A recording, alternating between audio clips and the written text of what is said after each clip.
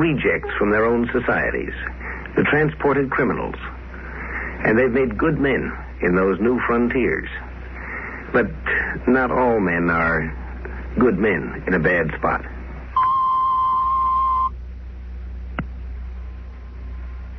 When you open a new area, whether it's a new planet or a new continent, it takes tough men, men of strength and determination. Among the men of that type in any culture, many are rebels. They turn up in the criminal courts. Such men make fine colonists. But not all rebels are colonists, builders.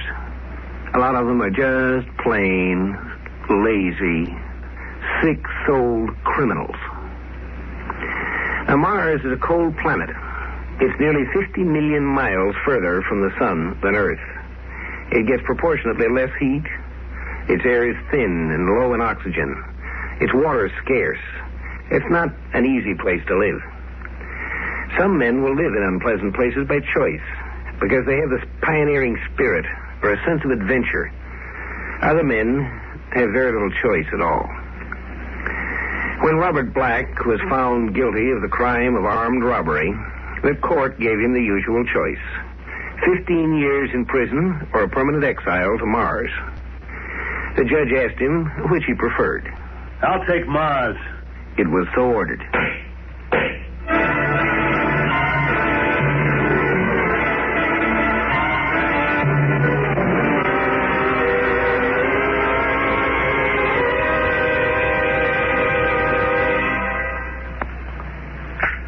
All right, Harrington, I'll see Robert Black now.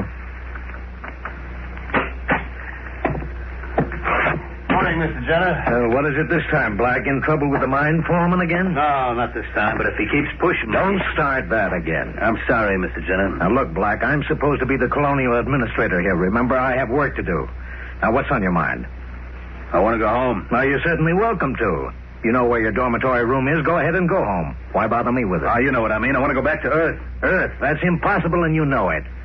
You made your choice 10 years ago. You wanted to be a free colonist instead of a prisoner, and you got what you wanted. Free? You call this free? I work my hands off clear to the elbows in those freezing coal mines. I work 8-10 hours a day for what? For a few lousy bucks? And where can I spend it? No place. I'd rather be in jail. No place to spend it. You seem to do a pretty good job getting rid of your paycheck in the bars in Marsport. Why not? What else is there to do with it? Black, a lot of men in your position have done something with it. They saved their money and bought a little pressure dome of their own. They got married and had kids and tried to make Marsport into a real city instead of drinking up every cent they've made. Me get married? It's a laugh. None of the dames on Mars have anything to do with it, Con. Oh, you mean they won't have anything to do with you personally, don't you? Other convicts have done something with themselves here, but you haven't, and you never will. You know why? You tell me. Because you can't change your way of thinking. You had to come here because you couldn't keep out of trouble, and you've made trouble for yourself and everybody else since you came. Drunken brawls, arguments with your foreman, everything. Someday you'll get in a real jam. Now, look, Mr. Jenner, I try to get along. Honest, I do. I just don't like being pushed, that's all. Oh, sure. Everybody picks on you. Mr. Jenner, I just can't take Mars anymore. Look at my fingers. They're always cold. My feet are always cold. I haven't been warm for 1 minute in the last 10 years. They can't heat up the mines even because this stinking little planet's cold all the way through. Well, what do you want me to do? Move Mars closer to the sun just to please you? Look, Mr. Jenner, please. I'm serious. Send me back to Earth. I'll spend the rest of my time in prison there. I won't care, just so long as it's on Earth where it's warm. I just can't do that, Black. You had your chance to make your choice 10 years ago, and you made it. Neither one of us can change that. Yeah, but it ain't fair. I'd have just 5 more years to do time if I'd taken a 15-year sentence, then I'd be free. The way it is, I gotta spend the rest of my life here. That ain't fair. I couldn't send you back if I wanted to. I'm just a civil service appointee, not a judge of the court. If you want to spend 5 years in jail, I can accommodate you right here on Mars. But I can't send you back to Earth. And that's final. But, Mr. Jenner... That's all, Black.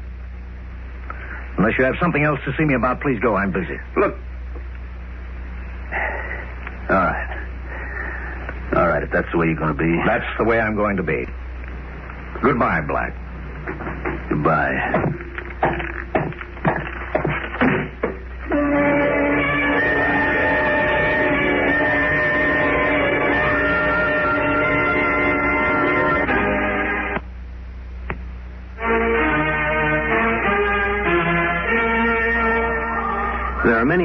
who can't take no for an answer. But they don't all have that characteristic in quite the same way. The pioneer, the scientist, these are men who can't take no for an answer, and they plow their way through to an answer that works. But not all men are of that type.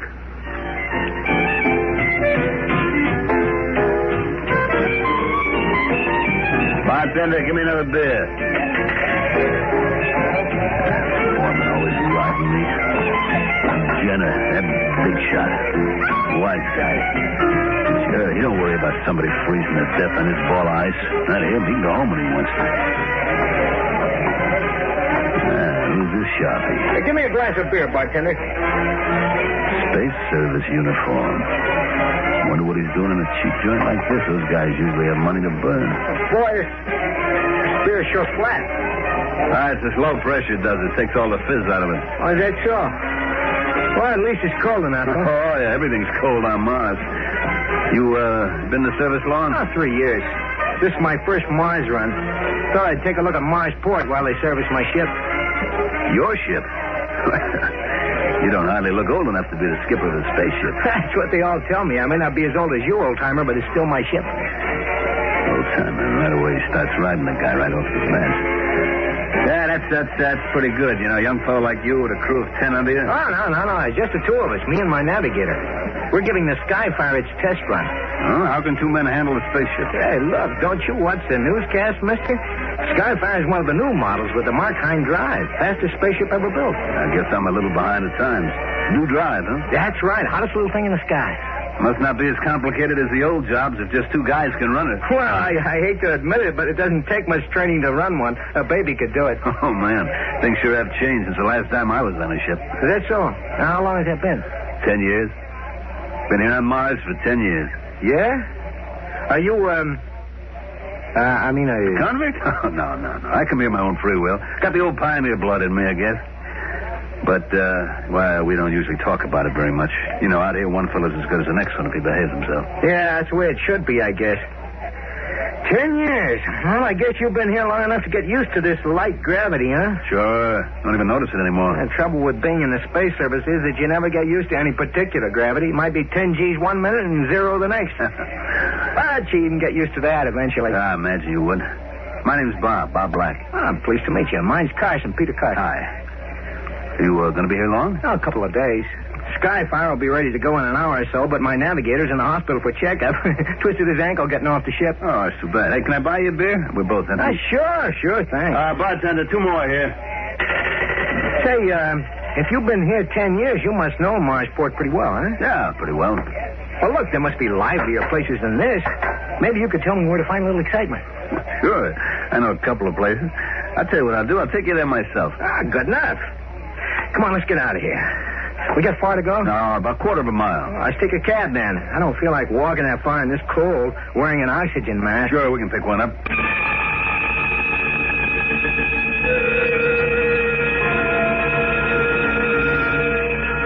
Oh, my head. Yeah, kid, you really hung one on last night. Oh. Hey, where am I? Open your eyes and look around. This ain't the good ship Lollipop.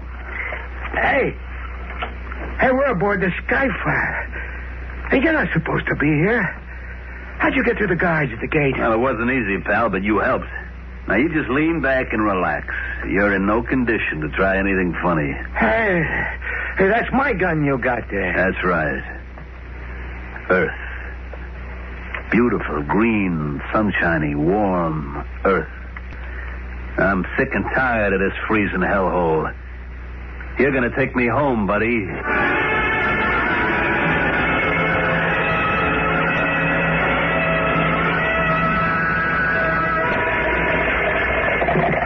Colonial Administration, Jenner speaking. Mr. Jenner, this is Colonel O'Neill, Space Service. Oh, yes, Colonel. What can I do for you? Well, something pretty serious has come up. Would you check your records on a man named Black, Robert Black? Well, I might not need to check them. I know the man personally. What's he done now? Well, I take it then you wouldn't be surprised if he were in trouble. Not in the least. Why? What happened? One of our spaceships was stolen early this morning. What? Well, how could a man steal a spaceship? A man couldn't steal one of the old kind. But this is a radically new type, small, compact, and easy to operate. Be almost as easy as stealing a car. And you think Black had something to do with it? Looks like it. He was the last one seen with Peter Carson, and his fingerprints are on the ladder to the takeoff pit. We're questioning the guards now, but it looks as if Carson and Black took off in the Skyfire together. Incredible. Who is Peter Carson, by the way? One of our young trainees. Pretty bright, but just a kid. Oh? He's got a funny streak in him, though. The psychologist should never have passed it. Still, I never thought he'd do anything like this. What do you mean? What's wrong with him? Well, he's a bit of a braggart. Likes to claim he's something he's not. I'm no psychologist, but I'd say that he's a compulsive liar. And the two of them stole a spaceship.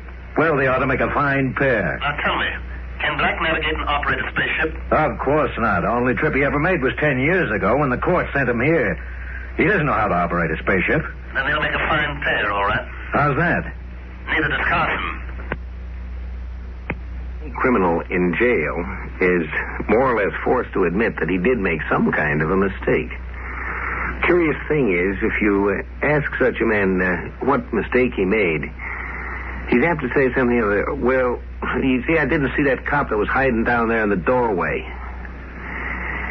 He views it as a mistake in procedure. He doesn't recognize that he was fundamentally wrong in trying to make a living that way.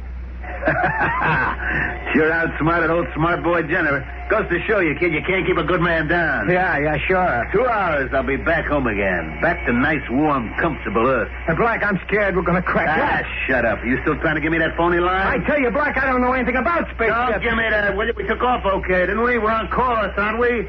And you did all the plotting and the piloting, didn't you? I swear all I know is what I read in the textbook at the academy. And I watched the captain take the ship to Mars. Any fool can take a spaceship off the ground, but it takes a trained pilot to land You've one. been giving me that stuff ever since we started. And I'm going to tell you something. I don't believe it. Please, Black, before it's too late, let me get on that radio and call the space service. They can get a ship up here. Shut up. That's what you like, ain't it? Get the space service up here?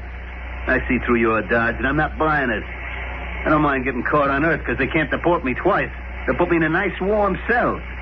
But they're not going to nab me up here and send me back to that frigid hell I just left, you understand? Listen. Shut up, I said. I read over the pilot's manual. I read over the specifications on this ship. A baby could handle it. Remember? That's what you said. A baby could handle it. And you're right. I can land this thing myself. So don't give me any hooey about you not knowing how. Please, Black, we haven't got much time. Shut up. Please, Black, let me use the radio. Shut up. All right, now that's better. Now let's get ready to land this crate. We got less than 2 hours. Gun or no gun, I gotta do something. Sit back down and stay away from that radio. I'm gonna call him. You can't stop Get me. away, I told you. Stupid, crazy little punk. Now I gotta take this ship down by myself. Everything's okay. Just gotta be calm, that's all. Check the time. That's good. Now, according to the radar map, I'm over Wyoming. No town around. Right smack in the middle of nowhere. Good. That means no cops. Now, check the time again. Don't rush it now. Check the instruments. Height, velocity, direction. All okay. Time, 10 seconds. Back to Earth. Boy, nice, warm, green Earth. No more cold red sand. Time. 5 seconds to cut off. 3, 2, 1. Cut! Hey, we're still falling.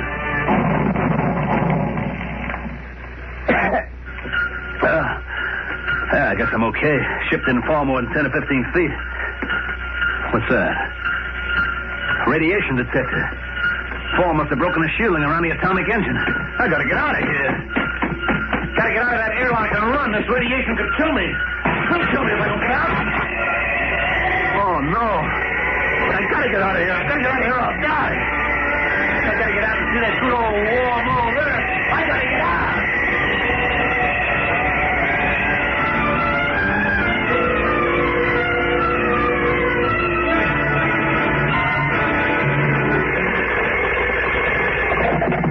Colonial Administration, Jenner speaking.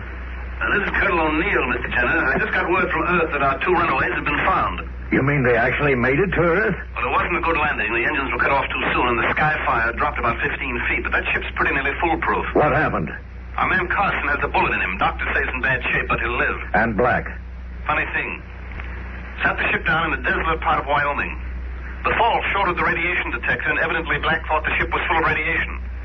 He got out fast, started running, and just kept running until he dropped. You mean he got away? Well, he didn't get far.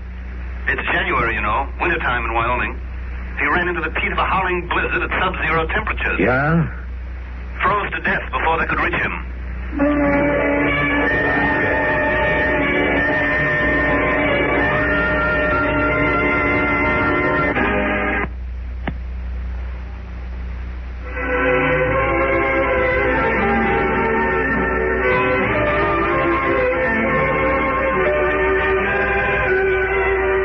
Characteristic of a man who wants to do things the quick, easy way, that he doesn't like to take the time and trouble to look up the data as to what's going to happen when he gets there. It would have been easy enough for Black to check and find out that it was winter on Earth. But you see, Mars doesn't have the same seasons Earth does. Mars' year is about twice as long as ours. I guess Black had sort of lost track of what it was like in Wyoming in January.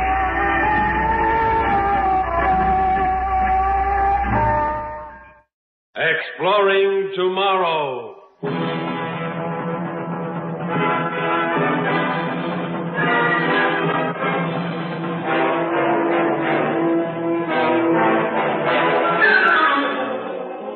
And now, here is your guide to these adventures of the mind, John Campbell. The 2 o'clock jet from Montana has just landed at New York, bringing in some 200 passengers, including some who have come to the world's largest city for the first time. Roy Bartlett is one of these. Big strapping kid out to seek fame and/or fortune.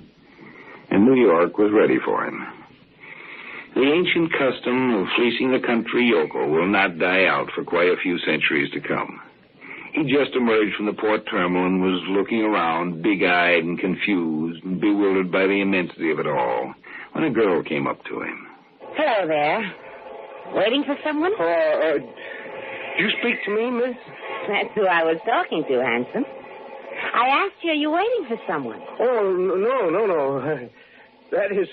I just got here, miss. I came in from Montana on the jet plane there. Oh.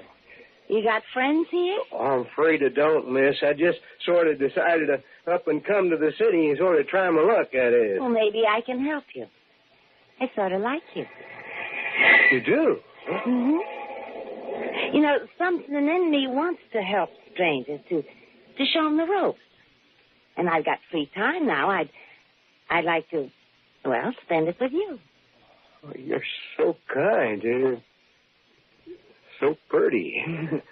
You think so? Oh, yes. You're the prettiest girl I've ever seen. Your smile, your eyes, you're good. I can tell you're warm and sweet. It's good of you to come to talk to me like this, to stand so close to me. Well, I think I like you, too. What did you say your name was? I didn't. Oh, I mean, it's Bartlett, Roy Bartlett. Well, I'm Diana Lawson. You're big. Strong out there. Handsome. Well, does it always happen this way? Suppose we stop in for a bite to eat at that refresher mat and get to know each other, huh? I think that's a wonderful idea.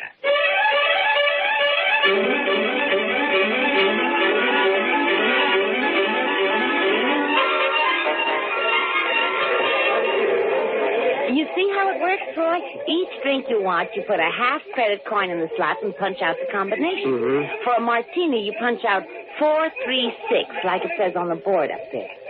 Here, give me the money. I'll get us some drinks. All right. 4, 3, 6. There we are. Wow. 2 nice dry martinis. Here, you take yours and we'll go to that table. Oh, careful, silly. Don't spill it. Well, aren't we going to get anything to eat? We can eat later.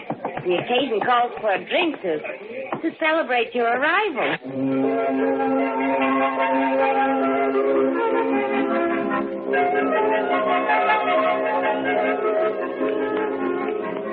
Here you are. And sip it this time. Well, I'm sorry if I did the wrong thing with the drink. I just didn't know, you know. Of course you didn't know. But you'll learn all these things, Roy. Where you from? Why are you here? Well, I worked all my life on my father's farm, and he died last year and left me all alone out there, see? I kept things going a while and then figured I ought to try something different. And sold the farm, and I bought a ticket to New York. A one-way ticket. Oh. It must seem like a different world to you. Oh, it does. Big and frightening, unfriendly. At least it seemed unfriendly at first. Till I met you, Diane. I can't ever thank you enough for coming over to me when I was alone. You don't need to thank me, Roy. Just common decency to help a stranger out. Especially when he's a good-looking stranger. When are you seeing the central computer? The what? The central computer. Huh? Well, it runs New York, you know. Keeps the trains moving, the traffic lights, everything. You have to register with the computer when you establish permanent residence here. If you don't have a job, the computer will give you one. You didn't know that? I guess I hadn't heard. Where'd I find this computer? Just ask any policeman. He'll get you there. Diana, you're swell for helping me out like this. I mean it. I wish... Oh, there's some way I could thank you for this. Oh, I told you it's just common decency. Roy, the money from the sale of your farm, did you bring it with you? You bet. Yes, sir. $5,000 in cash and the same in traveler's checks. Oh, so much. You're carrying it around with you? Yeah, sure. Hey, that's dangerous, Roy. You'd better put it in the bank right away. Well, I don't know any bank. Oh, I'll take you to one. Come on. Unless you want another drink before we go. No, I haven't finished this one yet. There. Wait a minute.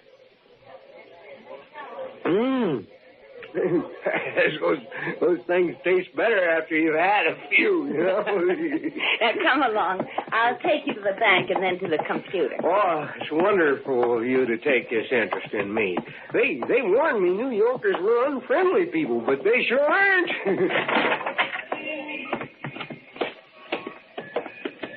Down this way. In here. But it's dark and there's... Hey! Go ahead, Mike. Hit him. Get away from me, you... Leave me alone. Diana! Come back! Diana!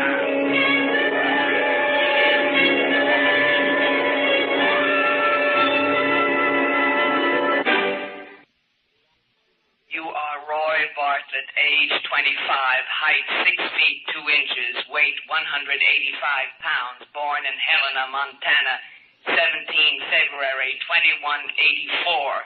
Parents deceased. If any of this information is incorrect, please amend it. That's all correct, sir.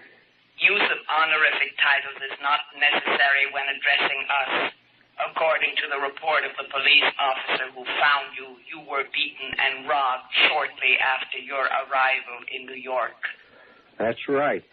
She said she wanted to help me to show me the ropes in New York. Identify more specifically the she to whom you refer. She gave her name as Diana Lawson. Describe her. Oh, she's medium height, 5'4" or so, and blonde hair. Good looking. Cute face, though the eyes are a little hard now that I think about it. She looks about 23 or so. Our record banks hold no information on someone of that name fitting the description you give. The name was obviously assumed. Your introduction to New York life was unfortunate, but not uncommon. Do you plan to remain here as a permanent citizen? Yes, I mean, yes. What are your vocational plans? I'm afraid I don't have any. Your previous experience is wholly agricultural. This will be of little use to you in the metropolitan area. Have you any preference for the type of work you would like to do? This would guide us in assigning you. I'd like to help people, if you know what I mean. I'd like to keep people from having the thing happen that happened to me. I mean, New York is full of confused, unhappy people who have to prey on others like the girl did on me. You regard her as confused. Unhappy? Of course. I can't think of her as being just, well, wicked. People aren't born bad or good. They're raised that way. Maybe she could have been helped a few years ago, and then she wouldn't have to go around robbing strangers. You harbor no hatred for the girl. I sort of never looked at it as hatred, sir. I'm sorry, sir, I can't help calling you, sir. If it makes you more comfortable, you may. Thanks, sir. Well, as I was saying, no, I don't hate that girl, Diana. I'd help her if I could. She is a warped criminal. But is that permanent, sir? Can't she be brought in and straightened out somehow? There is psychological rehabilitation for criminals, yes. Well, you mean if she could only be caught and brought in, she could be turned into a useful citizen? If she could be found in a city this large, it is not always possible to track criminals. Well, I'd like to try to find her, sir. I mean, that's my vocational plans. I'd like to become a policeman, sir. You will have to face psychological testing first, of course, and a training period of 6 months. But let us warn you, Roy Bartlett, if your motive in this is one of revenge, you will not survive the first battery of tests. Revenge? Oh, no, not revenge, sir. I want to help that girl. And the others like her. Honest, that's what I want to do. This will be demonstrated in the tests. Do you think I'll make the grade, sir? The tests will answer that. But I mean, you computers can figure probabilities. Can't you tell me if... You are most unusual, Roy Bartlett. But the probability favors your success. You will be taken to the testing center immediately. And if you are approved, you will go to the training camp. Oh, thanks, sir. Thanks for listening to me. Will you wish me good luck? Our data banks do not show the validity of such a wish, Roy Bartlett. But if your statements today were sincere, you should have no difficulty attaining your goal. The robot will show you to the testing center.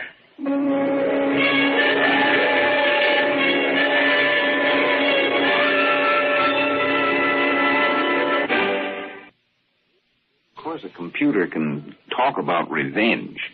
That's a word that can be put in its vocabulary. But it couldn't understand what revenge meant. It couldn't understand human feelings of any kind. For that, human beings are necessary.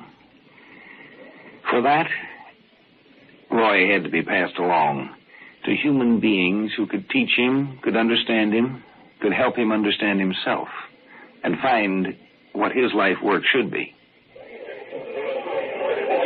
Mind if I sit down here, miss? You seem to be alone. I am alone. Glad to have some company. Sit down, stranger. Thanks. Thanks very much. You waiting for someone? Yeah, I was. I don't think he's going to show up. You must know how that sort of thing is. When someone you're counting on doesn't show. Yeah. Yes, I know what that's like, Diana. And I've been looking for you almost a year. You know my name. Who are you? You mean you've forgotten me, Diana? I suppose you would have. The pitiful greenhorn you picked up last March? You. The Montana fella. That's right. Roy Bartlett. You taught me how to drink a martini, remember, in this very place. And then you taught me what it was like to be robbed by someone you trusted. I'm getting out of here. You can't keep me here. You leave when I want you to leave, Diana, not before. Sit still. Don't make a fuss. Let go of my arm. You're hurting me. You just sit and try to look relaxed. Don't attract attention. You can't prove anything. Now leave me alone or I'll call a cop. Go ahead, Diana. Call one. Now, look. That badge. Oh, no. You're... That's right. I found a job in a big city, Diana. 6 months of training and the breaking-in period. I don't happen to be wearing my uniform now, but the badge is real. What are you going to do with me? Take you away, Diana, to Psych Center, where they can help you straighten up and grow the way God meant you to. You know, girl, you really did help me, and it really was worth the $5,000 you took from me. I didn't know what I wanted to do, and you showed me how to get the kind of job I wanted. What are you talking about? You never done any farming, have you, Diane? Probably don't realize what a farmer's job is. Well, it's making things grow strong and right the way they were meant to. But I guess I'd got sort of tired of working just with plants. No. They'll kill me. They'll make me into something I hate, and something that'll hate me. It won't be me. I'll be a zombie or something. I suppose it does seem that way. You never tried it the other way, though, have you? Without hate and bitterness driving you. You mean tried being dead? No, I haven't. No, I mean stop running and start doing what you want for yourself instead of what you think you want to do to somebody else. Now, look. We need Mike, too, your accomplice. He's outside, isn't he? Yeah. Okay. Let's walk out together. Act natural.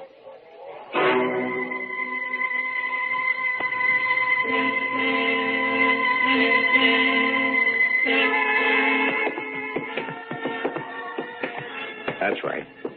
Just walk along with me as if I'm a rube you picked up when you're taking me down the block to that dark alleyway. Yeah. Where's Mike? Is he right behind us? He ought to be. Mike! Get him! He's a cop!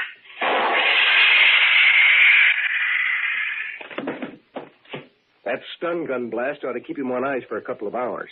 Long enough to get him down to headquarters, anyway. I hate you. Why does this have to happen? Why couldn't you left me alone? I wanted to help you. Help me? By turning me in like this behind me over at the head shrinker? They'll heal you, Diane. Take all the bitter hatred out of your mind. Make you a useful citizen. Who wants to be a useful citizen? I had a good thing here until you busted it up. Now they'll fix me so I'll have to go straight be a good girl. Sew buttons on shirts for 30 credits a week. There are good jobs open for rehabilitated criminals. Nobody will hold your past against you. Good job. I'll never be able to go near my old friends. I'll have to begin life all over as somebody new. That's right. And I'll be there to help you start all over. You? Sure. I'll be there to help you. I told you I owe you that. Come along now. Let's go down to headquarters.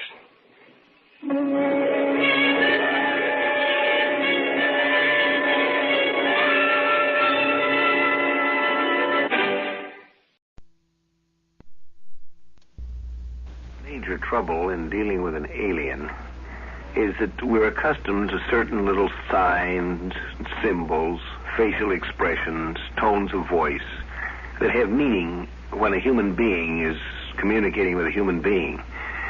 But we have no system of signs and no code of communication with the alien. How could we tell what the alien was thinking?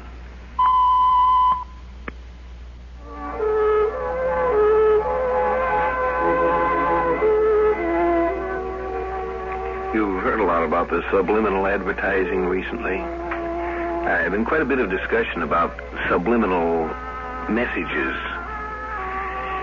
You know, we use subliminal messages all the time, but we don't quite recognize them. How do you know when someone's angry? You look at him, or how do you know when someone's hurt? He doesn't say so, but there's some clue you get. Suppose you were trying to communicate with someone who couldn't speak, but did all their communicating by the subliminal signs. You'd never be able to say just how you knew what the feeling was. Kathy! What? Get a couple of root beers out of the icebox and bring them out for me and Rob, will you? Dishes gotta be washed, Dad. You've got nobody in there. Nobody coming. Get yourself a root beer and come out and join us. Starting to cool off out here now. You'd think a girl would like to come and sit with a good-looking fellow like Rob here. Oh, come on out, Kathy. It's a real bright night outside here. You ought to see it. When isn't it on the desert? What, Kathy? I'm coming. I'm through now.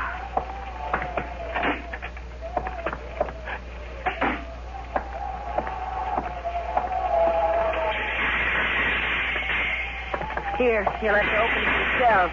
Got my opener right here in my watch chain. Give him here. You got one for yourself, Kathy? Didn't want one. Move over. Lots of shooting stars out tonight. And here we sit, looking at them.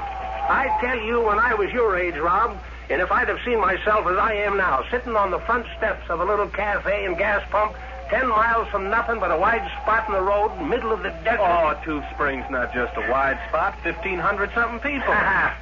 That's counting all the ranches 40 miles in every direction. And one town clerk and one town constable. Two, Jimmy Herbert and me. And it's marshal, not constable. You aren't but half a constable, Rob. A part-time traffic cop nights. And why aren't you back guarding the town if it's so valuable? Instead of sitting here with me. That's all right. I gotta head back in a bit and check in at 11. Look, there's a bright one. What? Bright what? That shooting star over there. See it? You'd think they was wonders of nature never seen before. Regular 4th of July light-up. I'd rather look at that many silver dollars any day. And if I'd had a decent break, I'd be looking at them, too. You kids get your wishes in before it fell? What'd you wish for, Rob? Don't need to ask what Kathy wished for. Kathy? No, Dad. Well, I didn't say nothing bad. Don't every woman wish for good looks? Dad. Now, you knew I was kidding you. I wouldn't say... Look at that one. It's coming right at us. Where? What? Hey, look out!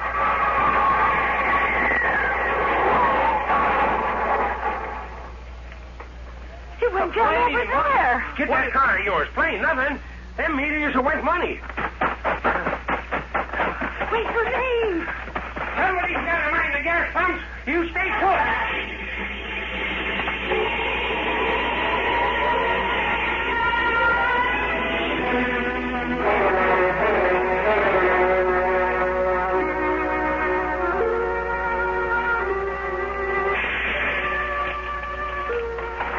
What was it? What was it? Let me.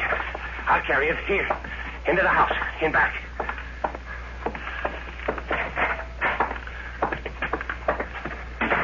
Wait, it's one of those big rubber beach balls. I'll put it on the sofa here. Good thing nobody's stopping for gas or a sandwich right now. Easy. There. Beach balls, did you say, girl? Look again. That hole there. Like a mouth. It looks like it's breathing. You're darn right it's breathing.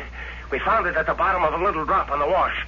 Out there by a water boiler sort of thing. Acts like it's knocked out.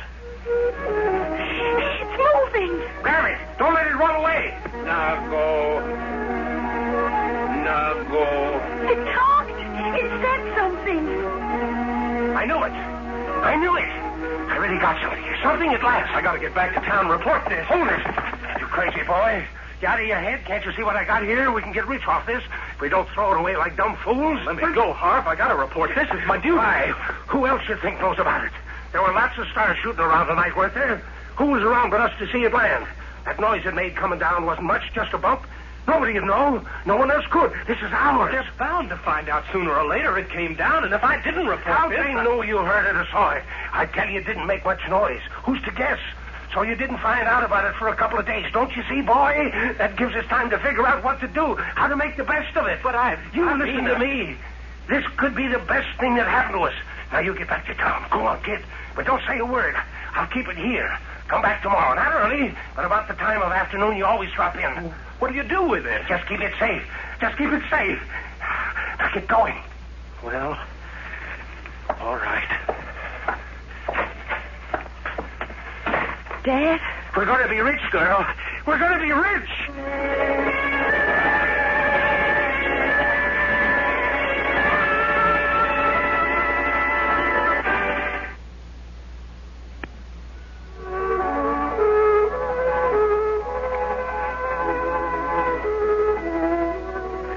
Nago doesn't seem to be very communicative.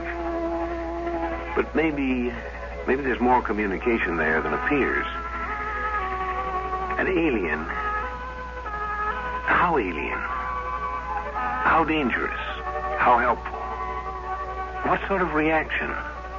This strange beach ball thing. Dad, where'd you get that suit? What have you been up to all day? Sit down, Kathy.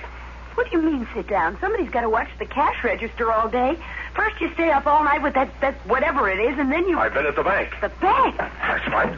I've been talking to Jim Goshen. I made a business loan. We're going to make some changes and improvements in the place here. Oh, now, Dad, you know Jim wouldn't loan the bank's money to us. We've got a good spot here. It's a natural for people to stop at after that long haul over the desert, particularly at night. And the line of motels is a good idea, too.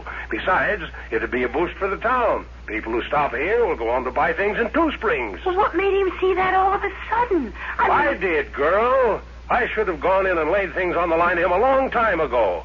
I don't know why. Before, things never seemed to go right, but now... Well, I don't see why now should be any different. It was finding that thing in the back bedroom there that did it. It was like a sign. I felt like a new man this morning.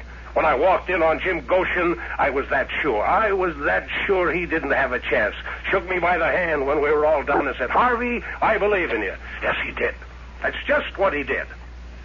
Dad. What? What's the matter with you now? Dad, I don't like it. Don't like it? For the first time since you were born, since your mother died, we look like we've got a chance in the world, and you say you don't like it. It's so sudden. Last night, and now this. This is what I was born to be, born to do. I was always meant to make money, only I could never get started. Now I know how to go about it. Now, that's all there is to it. How's the thing? You look in on it? No, I've been so busy out front. Let's see, then.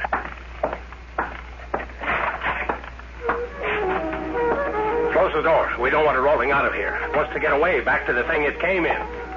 Now go. Dad, what do you feed it? What?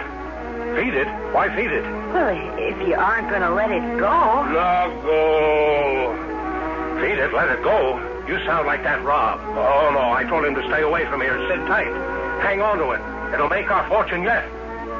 Now go. Now go.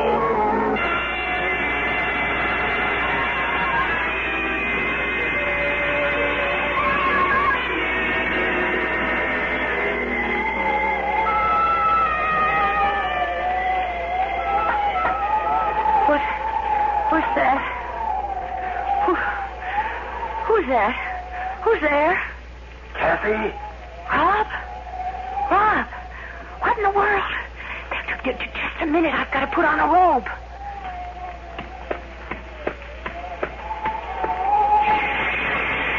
Rob, what are you doing rapping at my window in the middle of the night? Kathy, I gotta come in. In here? I gotta get to see it, Kathy. Just see it for a minute or two. I'm coming in. Rob! Kathy, take me to it. It wants to see me. I can feel it. Rob, are you drunk? You don't understand, Kathy. It can do something for me. I know it can. Kathy, listen. Listen, you like me, don't you?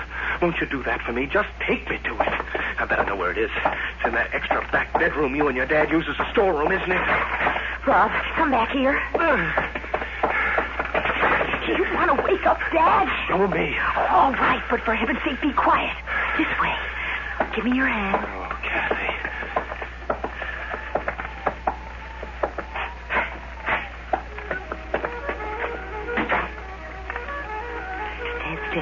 I'll get the lights. Now look out. It's right under your feet. Now go. There it is. Yes. Yes. Oh, don't look like that. Now go. Kathy, listen. Did you ever want to get away? To get out into the world and do things, big things, to be famous, really famous? Oh, Rob, you come out of here. No, wait. Kathy, I mean it. I can do it. We can do it. All we have to do is take this thing with us. When I've got it around, I feel I know how to do it. It doesn't take much money or brains. It's just being sure. And with it, I'm sure. Kathy, what's all that noise? Listen to me, Kathy. Kathy, what's going on out there? What are you doing? Nothing, Dad. Go back to sleep. Kathy. Now go. Take it, Rob. What would you do with this? I keep it with us. What else? Long as it'd last. I'm going to find out what's going on there. Here comes Dad. You better go talk to him, Rob. Yeah, I'll handle him. You wait here. Keep an eye on it. I'll keep an eye on it, all right. Now listen to me. You listen to me. No.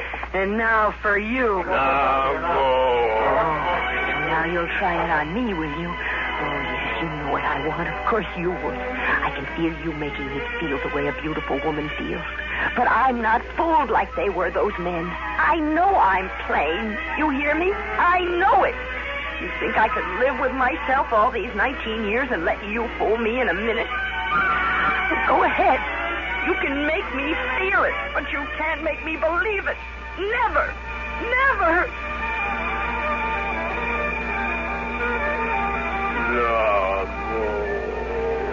There. You see, I won. All right now, you aren't going to drive Dad or Rob crazy anymore. I'm going to take you out in the desert and lose you where they'll never find you. You come.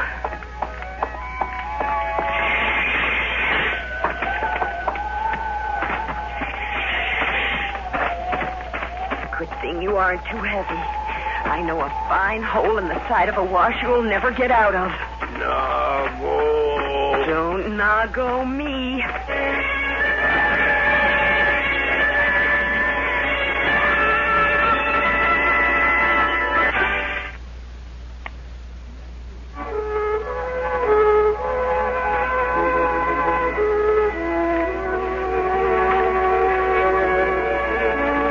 Nago's specialty seems to be what you might call a promissory note.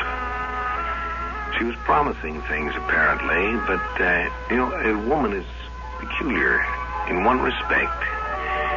She's remarkably practical, as well as being idealistic. And the practical pragmatism doesn't yield too well to promissory notes. Oh, here's a place that'll hold you.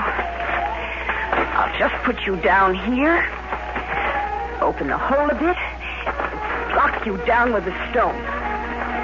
Well, aren't you going to try once more? Oh, come now. Aren't you going to try once more to make me feel lovely and wanted and pretty? Nago. What was it you wanted from them anyway? From Rob and my dad? What were you after anyway? You ought to be able to make some kind of an answer. Go ahead, you can't fool me anyway. I'm onto your trick of finding out what people want and making them feel they can have it. And maybe they could have. It seemed to work for Dad.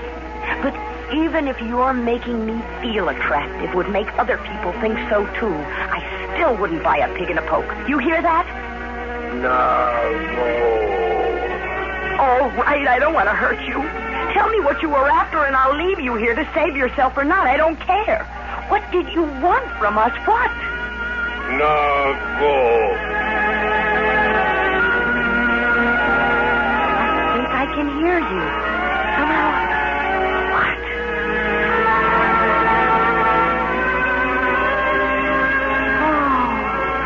Oh, I didn't understand. I didn't know. I didn't know. No, I'll get you to it. I'll get you to it in time. This way. Oh, I'll hurry. Abby! He won't find us. He won't get you up in time. Oh, please hold on. Just a little longer. Kennedy! Kennedy, I'm coming! I'm following your tracks! You all right? Can you hear me, Kathy? I can see you now. Just a little farther. Kathy! Here. In with you, quick. There.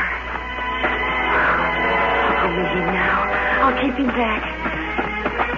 Here I am, Rob. Kathy! Oh, Kathy, I thought something happened. I was crazy back there. I don't know what got into me. Kathy, I don't want what I said. All I want... Oh, you had me so scared when I found you gone. Me? You were worried about me? Oh, Rob. But, Kathy, that thing... I gotta find it, Kathy. Maybe it's dangerous. You don't know. It's all right. You don't have to worry anymore. She's going home. Kathy, you let it go? But you don't know what it tried. How could you trust it to go free? You don't understand.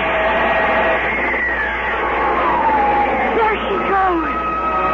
Wave to her, Rob. Wave to her with me. Of course I know. We were the ones who didn't understand. We forgot anyone could think of anybody but themselves. She's a mother, Rob. And of course she'd do anything, promise anything, to get back home to her child.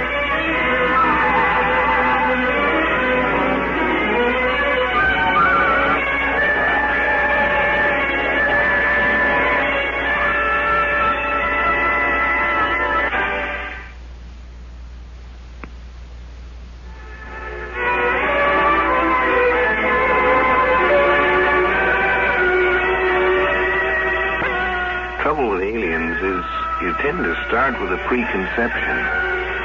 But how can you tell when you don't know the meaning of the clues? Is it a warrior? A scout seeking to bring in an invading crew? A scientist? Or perhaps a lost child? Or a mother who's missed a turn and trying to get home to baby? We start with a preconception, but preconceptions aren't always right. This time they weren't.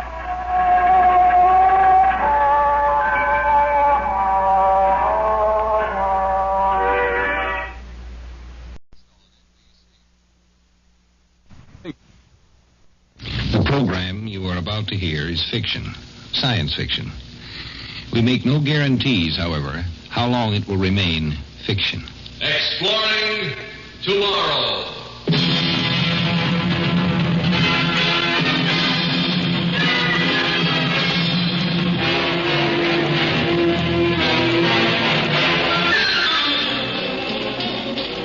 And now here is your guide to these adventures of the mind, the editor of Astounding Science Fiction magazine, John Campbell, Jr. Dreams are a remarkable thing, a remarkable power of the human mind. Freud, the psychoanalytical school, has held very important. But there's one aspect of dreaming that they deny, they overlook, perhaps. That's tonight's story.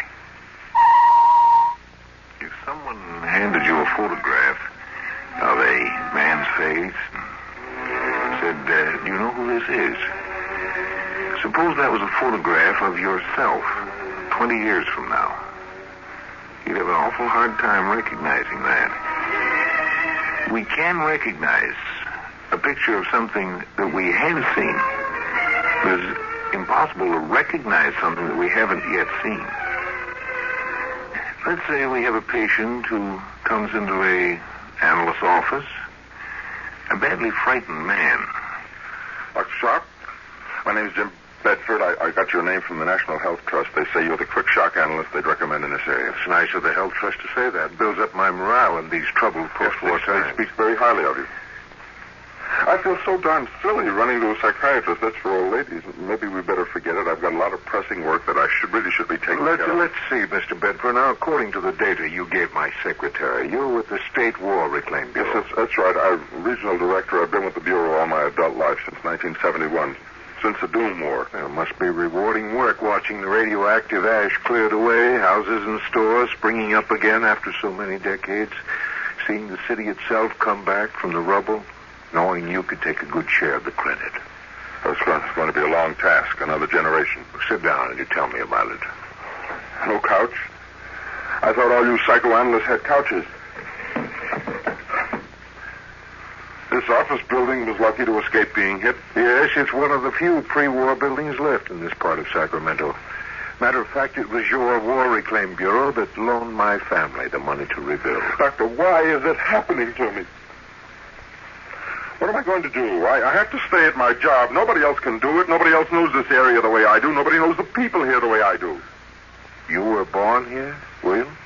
Yes, I've lived in Sacramento all my life. What is it that's bothering you? I have some kind of hallucination, and it keeps getting worse. I've tried to shake it, but it comes back bigger and stronger. Now it's getting so that I can't work. I can't do my job. I'm starting up recall-inducing equipment, Mr. Bedford. It'll put you in a state of semi-sleep for a few moments. I'd like you to tell me what this hallucination is. Then maybe I can tell you why you have it. And maybe help you deal with it.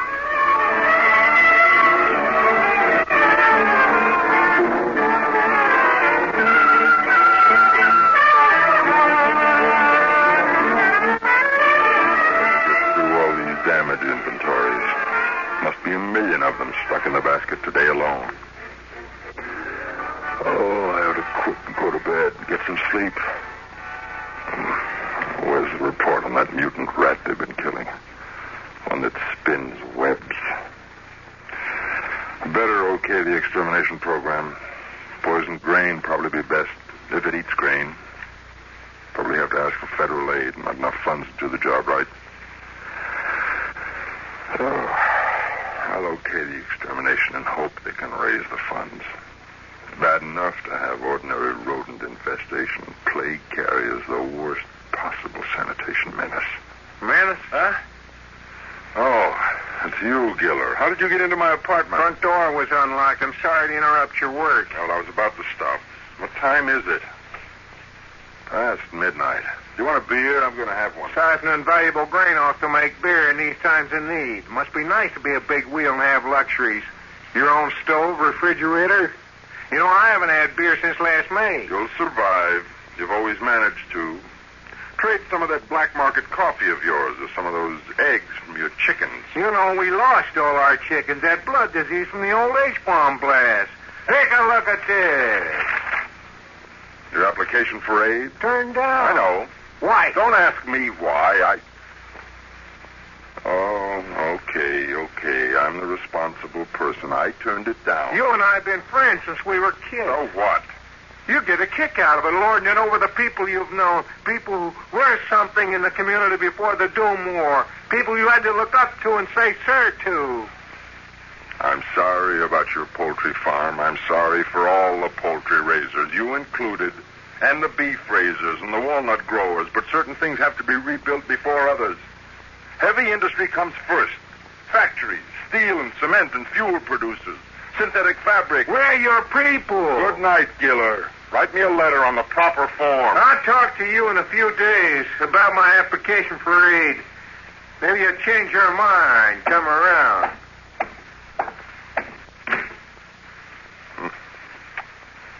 Giller ever got that farm going, he'd be the biggest black market operator in California. $5 a piece for grade A eggs, and he knows where to get it. Everybody trying to swing a deal, make money, cash in on people's hunger. I wonder if he's really gone, or if he's hanging around outside. People like him get on my nerves. I better go see, make sure.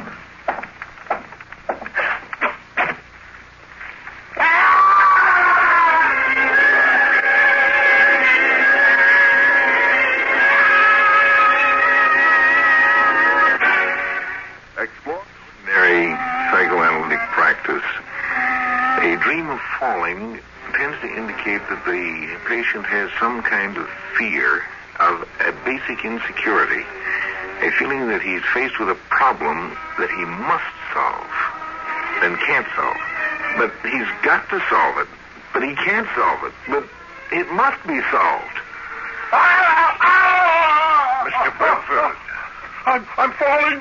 Help me, I'm falling. No, you're not. You're here in my office, sitting in a chair. Yes. But I was falling. I started to go out of my apartment. I opened the door to the hall, and there wasn't any floor under my feet, just emptiness. And I tried to grab hold of something, and there wasn't anything, nothing at all, anywhere. Just darkness. What happened next? Were you hurt? Doctor, how could I have been hurt? It was just in my mind. Maybe I stumbled or something, but I didn't fall, because there was no place to fall. Momentary dizziness from overwork, fatigue. Yes, maybe. And since then, you've had a fear of falling. A phobia. Phobia about high places. Okay, Mr. Bedford, let's try another recall. Now, this time, I want you to remember more about the falling and your friend Giller. Stop it! Don't kill me! Don't throw me over the rail, please! Shut up! Well, you probably think I'm going to give you one last chance before we toss you off this ramp. It's not my fault. I tried to get funds. Bureau's short on funds. Terrible task ahead. He can't hear you. Bedford, I came to you and begged you to okay our application, but you turned us down. You did all you could to block it. Black market rabble? Police never seem to get you all. Probably bought off. That's right, bought off. Now, look, Bedford, for old time's sake, you want to get in on this along with us. I'll let you in. I have a sentimental feeling towards you. I think you sincerely felt you shouldn't okay our application. I never will. Even if you kill me. Oh, you mean that? I got my job, responsibility. Heavy industry comes first. Remember when there were eggs, how the shells looked when they were dropped? Remember how it felt to crush the eggshell underfoot? How did that old nursery rhyme go about putting the pieces of the shell back together? By the way, Bedford, we're making sure the next regional director isn't so devoted to heavy industry. We're getting in somebody with shall we say, an agricultural frame of mind? Okay, let's finish this up and get going. Get him over the rail. It's almost a mile to the ground. How could a thing like this happen to me and be forgotten? Can a person forget being knocked down, kicked, and threatened with death? It wasn't forgotten. It remained buried beneath, repressed. We'll have to try some more recall, Mr. Bedford. So far, I don't have enough to go on. Now, this business of Giller and his men beating and terrorizing you provides what's called the traumatic incident, the moment of fear that starts the chain reaction of repression going. But, are you willing to try another recall? Not now, Doctor. We shouldn't stop at this point. I couldn't stand anymore. Tomorrow, maybe. We'd better go on now, Mr. Bedford. Now, from what you recalled, I got an impression that there's no time to waste. I don't think they just beat you up and threatened you. I think they did throw you over the rail to your death. I think they killed you. All right, Doctor. I'll let you start your recall-inducing gadget again, but don't make me go back to that moment. Something else. I couldn't stand to see them standing there above me. Higher and higher, and then the ramp and the railing disappearing. At this time, I'd like you to think of something pleasant, satisfying. Perhaps a day in your work when you were particularly pleased with what you accomplished.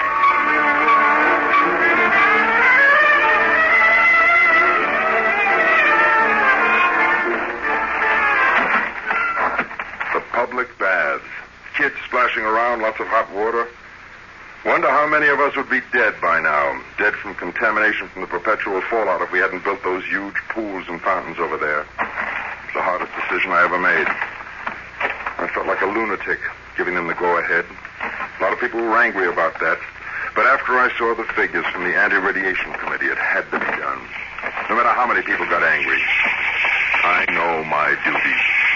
It's to the whole people, not a few special groups here and there.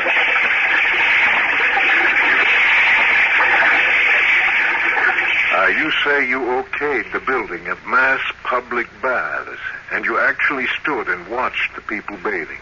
That's right. Togas, like ancient times. Mr. Bedford, I want you to listen to me carefully. I have something important to say to you. What's wrong, Doctor? Well, as a licensed general practitioner, I've been interested in the idea of public baths as an anti-radiation measure. In my opinion, it's a sound idea. But the proposal hasn't yet been put through. No baths have been built. It'll be at least 5 years before the baths can be put into operation.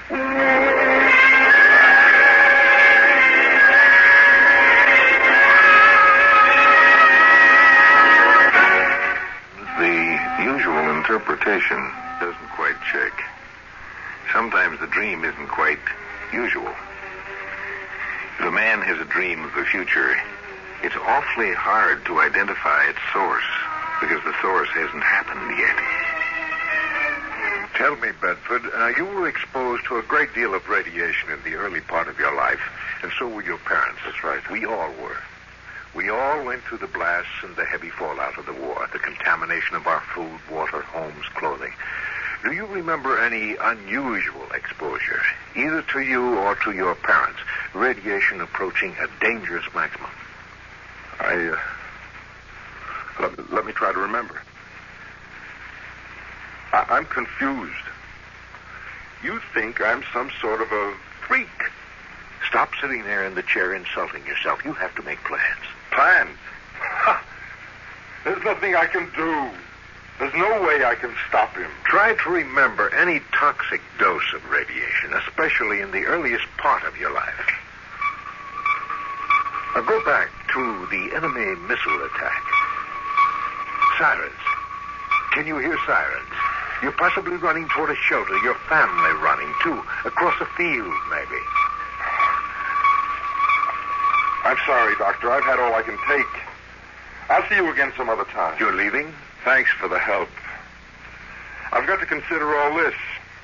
Maybe I'm not remembering the future. Maybe it's just a false memory, a neurotic fantasy. How could we check? If it's really in the future...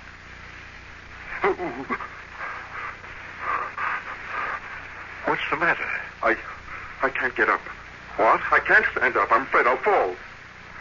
Doctor, now I can't even get to my feet. Well, make yourself comfortable in your chair, and we'll go on with the therapy, as I said we should. I guess I have no choice.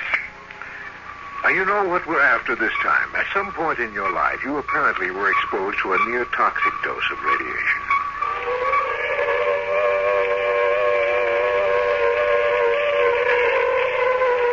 Wait for me. Hey, don't leave me behind. Come on back. Hey, Tony, wait for me. Hurry up. Okay. Let's get down. Get the metal lid open. And listen. They're almost here. Get the lid of the shelter up so we can get down there and be safe. You scared, Jimmy? Yes. Open that lid. Not until you apologize for what you said in class the other day. You said my family moved here because they thought nobody would bomb this sector. You said my family was scared of being bombed. Okay, let's see.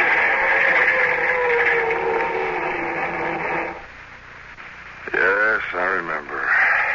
When Tony and I were kids during the war. We got the scuffling, seeing who was braver. And while we were scuffling, the first warhead exploded a couple of miles up the coast. So that's where you got the near-toxic dose. Yes. The whole place was saturated. Hot. They had to rope off the rubble, close the roads. I was in the hospital for a month, down in the underground medical wards along with the real casualties. Weren't you a real casualty? No, I wasn't hurt. They made all the tests. They found no sign of tissue damage, blood count okay, bone marrow unaffected, no cancerous formations. But now you know you were affected. Yes, I was affected. Now listen to me, Mr. Bedford. You still have time to re-examine your dealings with Giller. You mean give him the bureau funds he wants so he can set up his black market operations? No, Dr. Sharp. I have my responsibility to the people of this area. Those funds have to be given to the proper applicants. Even if it means your life? Yes, even if it means my life. I'm still not going to give Giller the funds. I respect you, Mr. Bedford. I can see why the government gave you the job. I've tried to do it right. I feel proud of what I've done.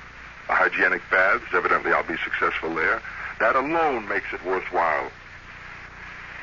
I don't feel too depressed. All in all, it was worth it. A lot of people died in the war. My death comes a number of years later, but, well, I can possibly consider it as a bona fide war death. With honor. Hey, look, I can stand up now. I'm on my feet. Bringing up that material about the radiation exposure must have done it. Do you intend to come back again and see me? No, there doesn't seem to be much of a reason. I'd like to keep on trying. Maybe there's a junction of possible futures. Some point in time at which we can deflect the future that's waiting for you. I'll think about it. Goodbye, Doctor. And thanks a lot for trying.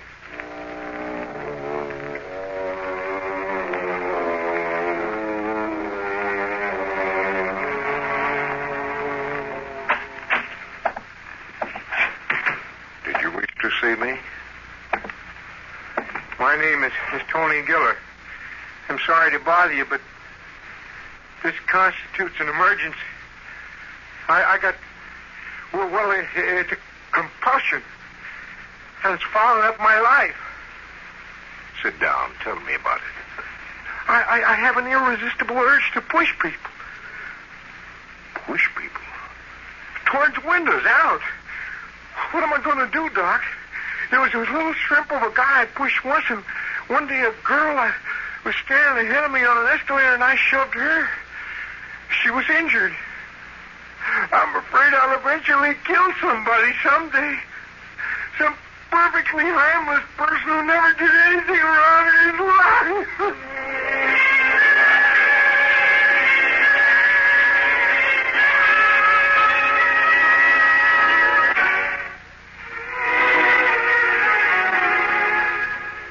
A stone is never afraid of anything. A stone has no sense of futurity, no sense of a future to control. Wherefore, it has no fear. If you can feel fear, it means that you can sense the future. To the extent that you can sense the future, you can control it. You don't have to be stuck with any particular future. If you take the trouble to dream about the future, then you have a chance to do something about the future. If you don't like atomic wars, you have a chance to do something about it, provided you dream that it's there. Nightmare or not, you have a chance to do something.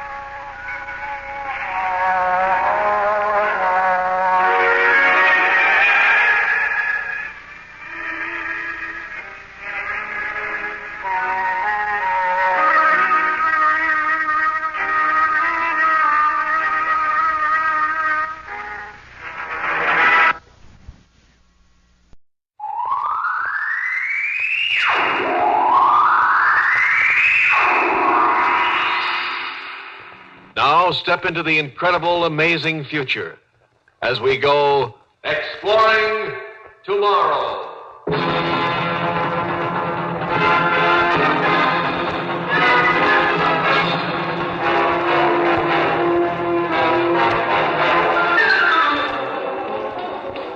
And now here is your guide to these adventures of the mind, John Campbell, Jr.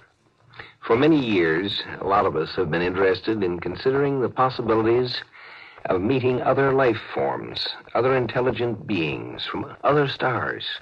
Now, if there is life out there, some form of life, and remember, it may be beyond our most far-fetched imaginations.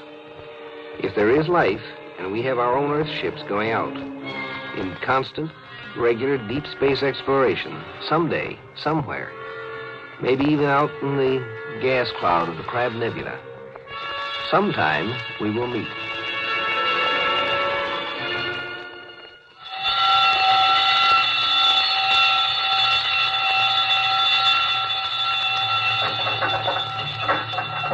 Step it up. Step it up, the scanner. Maximum. Maximum magnification. Maximum mag. More. Sorry, sir. Max is Mac. You see? Can you see? Now, visibly. Quarter it. Quarter it, sir. Step up the scanner. Step it up. Don't you understand? I've got to see.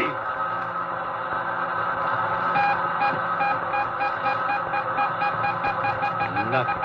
According to the reading, Captain, nothing, sir. Sir, Captain, hold it. On the bow quarter. Huh? Solid object. 80,000 miles, sir. 1 o'clock. Unknown object changing. 12 o'clock. Sound collision.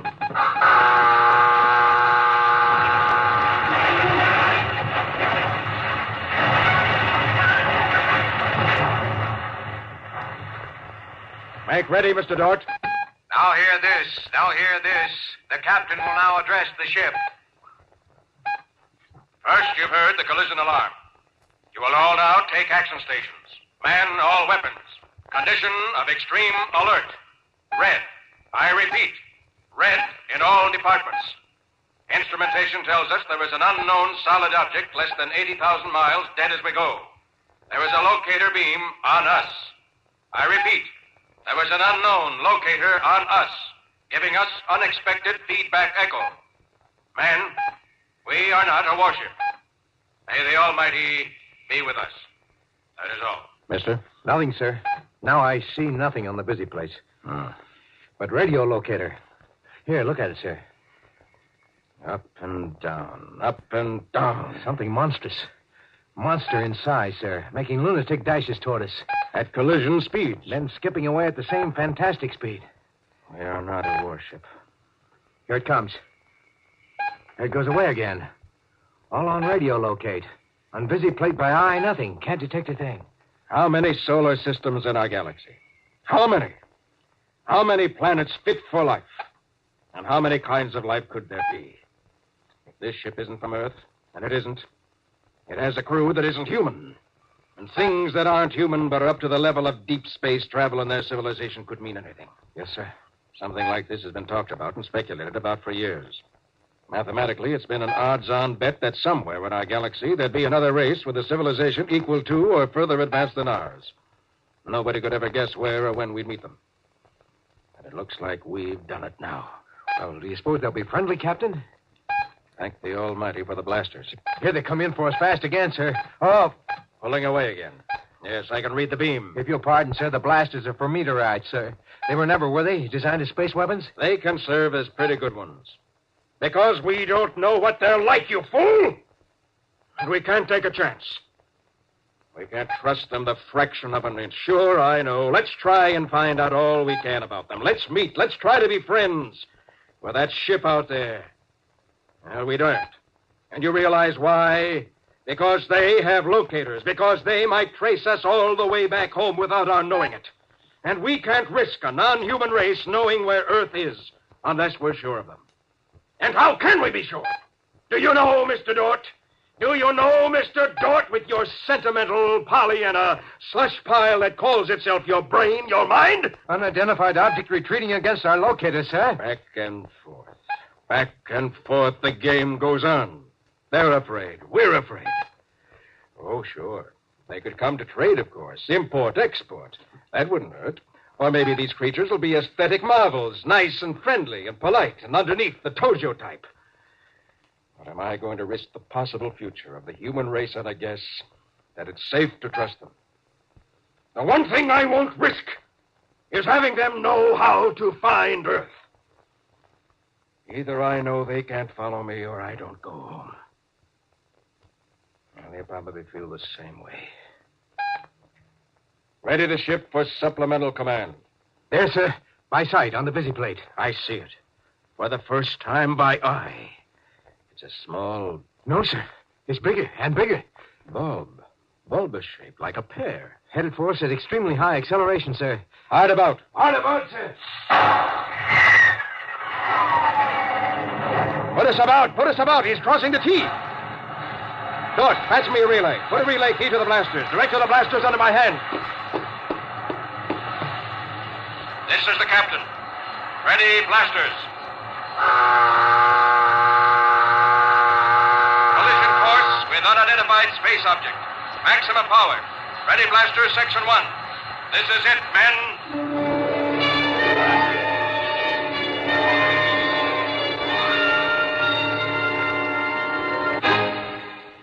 Exploring Tomorrow continues in just a moment. All of us, as American citizens, believe in our inherent liberties and freedoms, such as the freedom of the individual to choose and elect his own national representatives. It has been said that there is only one ruling class in America, the people themselves, who, through their vote, have established the law of our land. The real importance of this freedom depends on our accepting the responsibility not only to know what we are voting for or against, but also to choose our leaders for the best interests of the nation. So, accept your responsibility and ensure your freedom. 2 spaceships, 2 scientific expeditions, each uncountable miles from their own home. One from Earth, one from where? The other ship stopped, Captain. Cut power. Quite stationary, sir. Captain to crew. Steady as you are. Unidentified space object, now stationary. Do not fire. I repeat, fire only on command. This is a trick. You will fire only on command from myself and only when verified. As you are. Stop dead, sir. They are. Dead for sure. Have a look. How far do you make them? Range 20 miles, Captain. Now they're sending modulated shortwave at us, sir. Frequency modulated? Yes, sir. Yes, I see your needle. Apparently a signal. Not enough power to do any harm. Look up in the left bow visiplate, sir. There's something now. Yes, I see movement on the outside of their hull. Their coal black hull. We shine like a mirror. Did you ever hear of a jet black spaceship, mister? We want to reflect the sun. Perhaps they... Want or need to absorb heat from a passing sun. Yeah, I know. Now, what's that thing? Small, round, whatever it is, it's coming out of the side of the ship. Watch. Huh? You're dripping sweat on your instruments. Oh, I'm sorry, sir. Yes, I realize what they're up to. If they send anything toward us, it might seem a projectile or a bomb. So they come close, let out a lifeboat, and go away again. Figure we can send a boat or a man to make contact without risking our whole ship, too. Captain, that means they think... Pretty much as we do. Yes, I'm glad that finally occurred to you. Mr. Dort, by law of Space Command, I'm not allowed to leave my ship except to jettison. Mr. Dort, this is not an order. No, sir. And would you care to go out and look the thing over, whatever it is? The alien ship continued to retreat. 40, 80, 400 miles. It came to a stop and hung out there, waiting. Earthman Tommy Dort, climbing into his atomic-driven spacesuit inside the airlock, heard this mileage report and felt safer, but just a little bit safer. For if the unknown black space intruder had stopped its retreat at 400 miles, he reasoned it might not have weapons effective at a greater distance. But Tommy felt lonely and a little expendable, speeding toward that tiny black dot which hung in the incredible brightness of the star gas. 4,000 light years from his wife and family and home. Speeding toward that tiny black spot, the only solid object he could see in all this glowing space.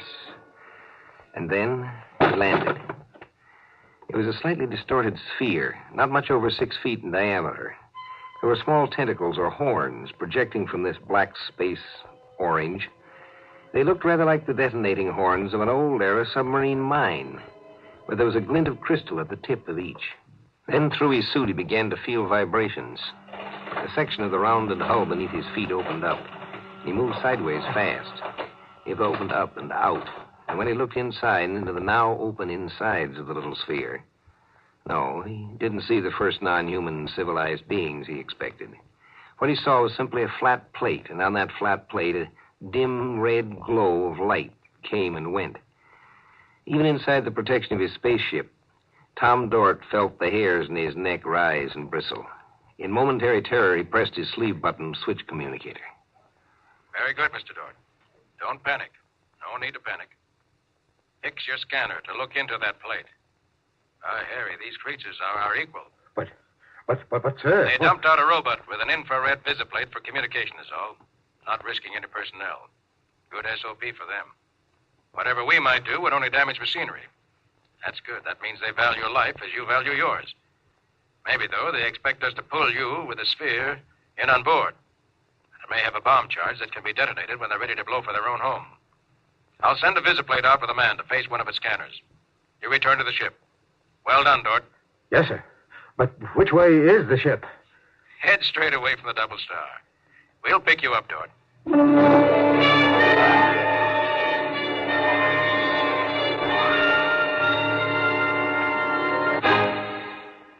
A tiny black bulbous robot floated in space between 2 spaceships, ours and theirs.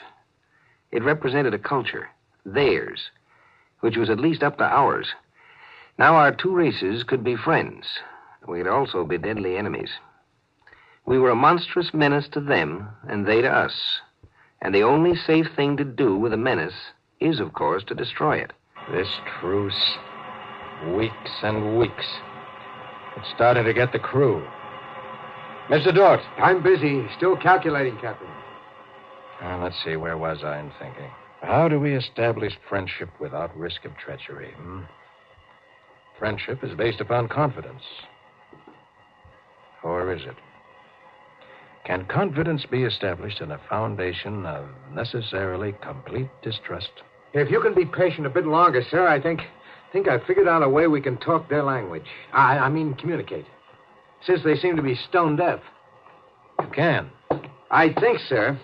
You can? I believe now, sir, we can say almost anything we wish to them and understand what they say back. But, of course, sir, you'll never be able to know how much of what they say is the truth. Well, neither will they about us. Go on, mister. Well, I've managed to hook up what amounts to a mechanical translator. We showed them our recorder in the vision plates, and they showed us theirs. They record the FM direct, I think. Now, they don't use sound at all, even in speech. My guess is, sir, that they use microwaves for what you might call person-to-person conversation. I think they make short-wave trains as we make sounds. Telepathy? Yes, sir. I think, sir. I'm ready if you are. If you are, that is, prepared to talk with the skipper. Turn on your mechanical translator.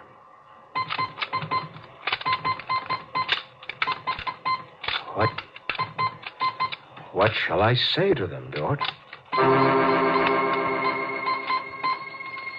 What shall I say? They're waiting. They keep sending something like a CQ. They're oxygen breathers, sir, and they appear not too dissimilar in certain ways. I'm sure I detected signs of irony. Irony? I mean, sir, that implies humor. In other words, sir, I think they could be likable. All right. Send this. Hurry, sir. They're acting suspicious. All right. Say, the appropriate things about this first contact of two dissimilar but civilized races, and that my hopes that a friendly intercourse between the two peoples will result. Excuse, sir. What appropriate things? Oh, just a second, sir. The skipper sends you the following, quote, "That is all very well, but is there any way for us to let each other go home alive? I would be happy to hear of such a way if you can contrive one. At the moment, it seems to me that one of us must be killed." Unquote. All right, then. Send this. Look here out there, whoever you are. It looks like we have to fight, and one batch of us gets killed. All right, we're ready if we have to. But if you win, we've got it fixed so you'll never find out where Earth is. And there's a good chance we'll get you anyhow. We've stayed here a month, and we've swapped information, and we don't hate each other. There's no reason for us to fight, except to protect our races. Well, he says, sir, yes, all you say is true, but that his race has to be protected just as you feel that yours must be. He says, quote, "Perhaps this will help us to think clearly. Suppose we make it so we can't find each other's home planet, but leave a way to communicate in the future. So work out grounds for a common trust. If our governments want to be fools, let them. But we should give them the chance to make friends, instead of starting a space war out of mutual panic," unquote. All right, I have it. Send this. Okay, sir. Whoever you are, let's swap spaceships. Send it, send it! He answers. Interesting. What is rest of your swapping proposal? Send this. Swap ships and crews. I remove all star charts and anything else evidential. He removes all his navigational records. We trade each other's key crewmen, and I go for home with my crew and his ship. He goes for home with his crew and his ship. That's my proposal. Tell him that's final. If he refuses, I'll blast. Oh, hold on, please, sir. He says, accepted. He says, accepted. With one proviso that we arrange to meet here, at this star fix, in exactly one astronome of the double star. Agreed. To us, that'll be a year. Send it. Now hear this. Now hear this. On signal, prepare to abandon ship. We sail for home as soon as we have learned to man controls of unidentified space object. And good Godspeed to us all. We will all see Earth again as soon as we are trained, and we train them.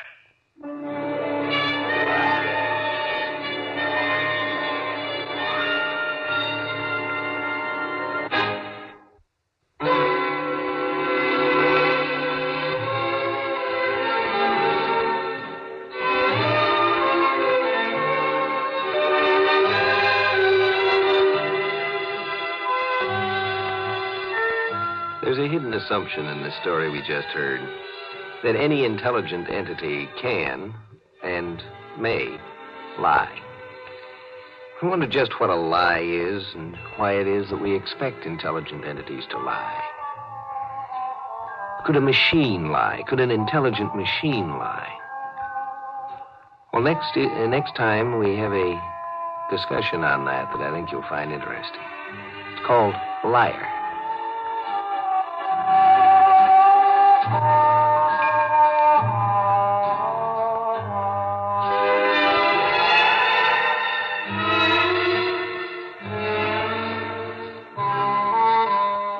Join us for a fascinating adventure in Exploring Tomorrow. Heard in our cast tonight were Lon Clark and Lawson Zerbe. Script was by Murray Leinster, adapted by Peter Irving. Produced and directed by Sanford Marshall here in New York. Bill Maher speaking.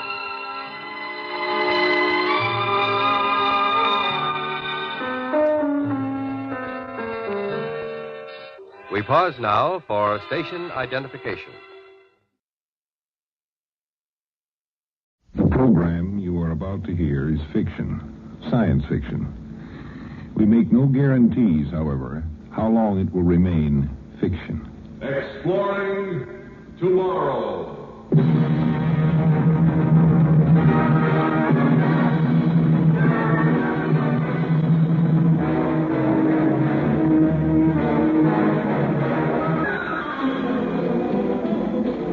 And now here is your guide to these adventures of the mind, the editor of Astounding Science Fiction magazine, John Campbell, Jr.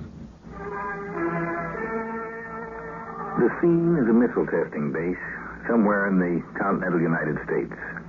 The time, 2:30 on a Tuesday afternoon, 5, maybe 10 years from now. A rather unusual missile is getting worked over. Blast off is 10 minutes away, and the countdown is in its last stages. And a man is sitting inside this missile, waiting. The United States is about to make its first attempt to send a manned rocket to the moon. 9 minutes to blast off, Captain. Still feel loose and easy? Like a bird, Colonel, waiting to be cut loose and soar. How do you feel? Me, Captain? I'm just sitting here in the observation tower. You're the one in the launching pad. You're the man going to the moon. And you're the one who has to face all the reporters after blast-off. Me, I'm glad I'll be up there alone. How much time left, Colonel? 6 minutes, 20 seconds. Let's run through the schedule one last time. Okay. I sit in this cradle and I wait for the rockets to toss me up into space. I get 500 seconds of 4G acceleration. Then I sit around and look out the viewport for the next 4 days while the ship coasts in 0G free fall. I'm roughly 8.25 minutes past 4 on Sunday afternoon. The autopilot is going to turn the rocket engines on again, long enough to land me in the Oceanus Procellarum, which better be as dry as the Palomar boys say it is. I climb into my little Jim Dandy spacesuit, wander around the moon for a while, take some snapshots, pick up a couple of rocks as souvenirs. And 15 hours after landing, I get back into my ship and I come home. Did I leave anything out? Not a thing, Captain. 3 minutes, 10 seconds. Well, all I do is sit here and wait anyway. Computer down below in the belly of the ship does all the work. Me, Mike Wellman, first man on the moon. Maybe, anyway. What do you mean, maybe? The ship's been tested thoroughly. There's no possibility of... A blow-up? No, go ahead. Don't be afraid to say it. I wasn't talking about that. The odds are pretty good that this bird is going to get me there. Only thing I'm wondering about is whether someone else is going to get there ahead of me. I'd hate to find a big vodka party going on when I get there. 90 seconds. They're clearing the launching pad, Captain. We better break contact now. Good luck. The next time I hear from you, it's going to be from space. Sure, Colonel. I'll report as soon as I'm in free fall. Then radio messages every 4 hours. You won't forget about those baseball scores, will you? Scores. 30 seconds, Captain. And all America is rooting for you. And I'm rooting for the Dodgers. So long, Colonel. See you next week when I get back. 10, 9, 8, 7, 6, 5, 4, 3, 2, 1, mark.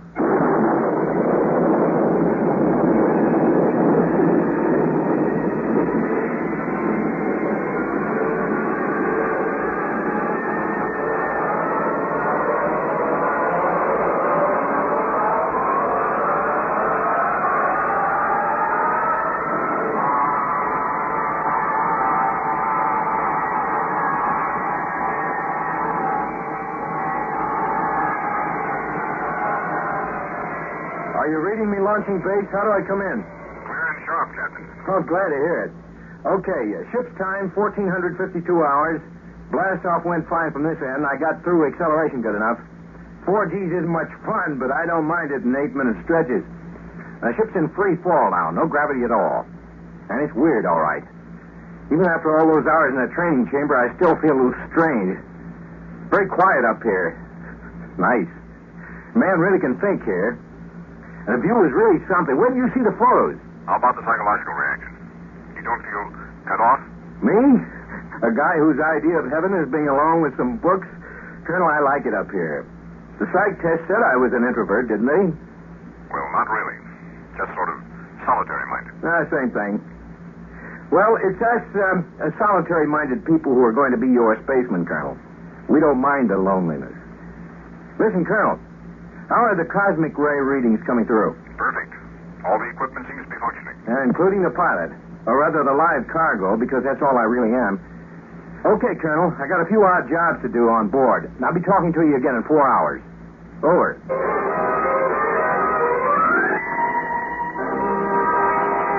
Here I am again, Colonel. 2 days out, still no sweat.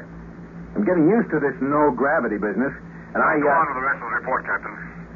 There's been a change in the operational plans. Huh? What kind of change? You aren't landing on the moon. Pentagon orders are for you to adjust the computer to alternate course B. Circle the moon and return to Earth without landing. Hey, wait a minute, sir. How come the switch? Well, it's an awkward situation, Captain. You see, between the time I last spoke to you and now, the Russians... I know this will come as kind of a shock to you. The Russians made a successful landing on the moon. No. Radio Moscow announced it 2 hours ago. And since then, we've picked up broadcasts from the Russian ship. They've landed, all right. They beat us to it. By 2 stinking days. 2 days earlier, and I would have been the first. You haven't heard the worst part of it yet. The Russians have claimed the moon. They what? Like Columbus claiming the Western Hemisphere. We're putting up a yell, of course, but there just isn't any precedent for this kind of thing. The UN is meeting to decide whether they have any right to. So this is why I can't land, huh? The Russians say they'll regard any lunar landing as trespassing on their property. We can't risk an incident, of course. So for the time being, we're going to hold back and wait till the legal aspect of this business is worked out. So I can't land. You send me up here and I ride around for a week and don't even put my foot down on the moon. Colonel. Russia doesn't own the moon, no matter what they say. Captain Woman. I'm sorry, Colonel. I'm more than halfway there, and I'm darned if I'm going to miss my chance. I'm going to land, sir. Well, then, listen to me. You can't disobey orders. Yes, I can, sir. I'm landing. Over and out.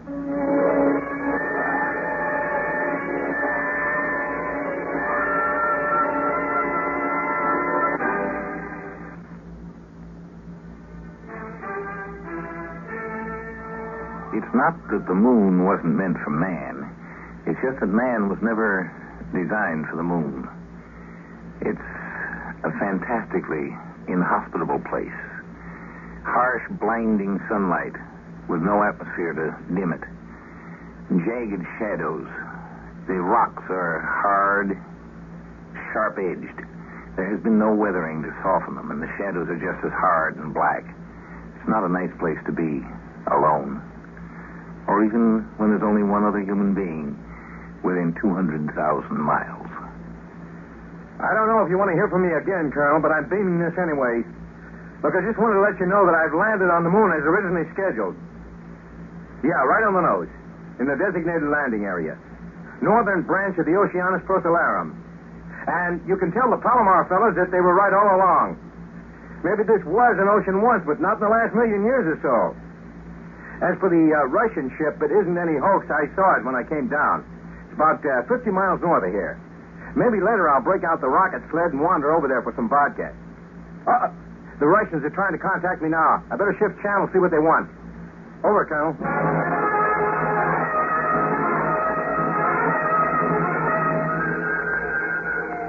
Come on in, Ivan. Да, нет, товарищ, ничего. I'm afraid that uses up my Russian vocabulary, Ivan. How's your English? I am Captain Dmitry Novikov, Solid Space Forces. You are illegally trespassing on our property, American. I am, huh? Say, your English is pretty good, but your politics isn't. You say the moon is yours, huh? Lunar Soviet Socialist Republic? I'm sorry to disagree. Just getting here first doesn't give you the right to claim the whole place, you know. The matter has been considered by our legal experts. We have established prior claim. I am under orders to request you to leave Russian territory immediately. But this is cockeyed, claiming the whole moon. Now, look here, Dmitri. You will address me as Captain Novikov. Okay. Now, look here, Novikov. The moon's a big place, and there's room for a lot of us up here. It really isn't fair to want to hog the whole thing yourself. The Presidium said Soviet policy, not space pilots. I'm instructed to warn you that you are trespassing. I do not wish to debate the matter with you. So I'm trespassing then. What are you going to do about it? My ship is armed. And you can't figure out any better way of celebrating the conquest of space than starting a war about it? The United States ordered you not to make a landing. They recognize our claim. We cannot tolerate violation of our rights. And you're going to be nasty about it, I see, huh? Well, I'll take my chances. Now I've got some work to do before I go back. I'll be leaving the moon in 14 hours and a bit. Hey, how long are you staying up here? You've been here better than 2 days already. You planning to hold the fort forever? My plans for departure should not concern you. Well, I'm just curious, that's all. Okay, Dmitri. Maybe I'll be talking to you again soon. And yeah, you, sneaky son of a gun, congratulations. You did get here first. Over.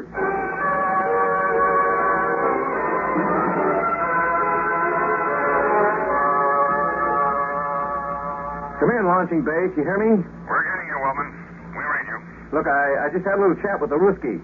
There seems to be only one of them. He gave me some malarkey about firing on me if I don't clear off the moon right away. Wellman, you insubordinate idiot, you're liable to touch off a war over this moon trip. Well, what was I supposed to do? Smile politely and turn back just because they got here first? You think they have any right to claim the moon? Of course not, but that's not the point.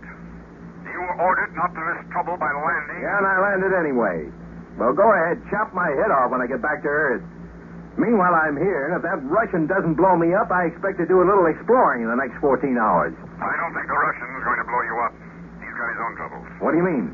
We've decoded some of the messages he's been sending back to Moscow. Seems he made a faulty landing and has to make some repairs on his ship. It may take him a week or two, and he doesn't have enough food. Russia may be crowing about claiming the moon, but it's going to look bad for them if their spaceman can't get back and starves to death. Yeah. Yeah, that would be rough. Maybe I better call him back and see if I can help him out. Well, then leave him alone. He's a Russian. He's a human being. And so am I. Get off the wire and let me call him, Colonel. I order you not to make any overtures to that Russian. Look, I'm not on Earth now. There doesn't need to be a Cold War up here, too, Colonel. And I have plenty of food to spare.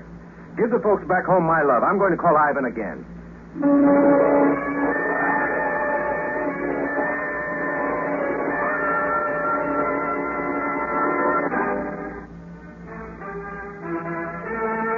You know, it's one thing to make a claim to say, this is mine. It's something else to hold on to it and make the claim stick.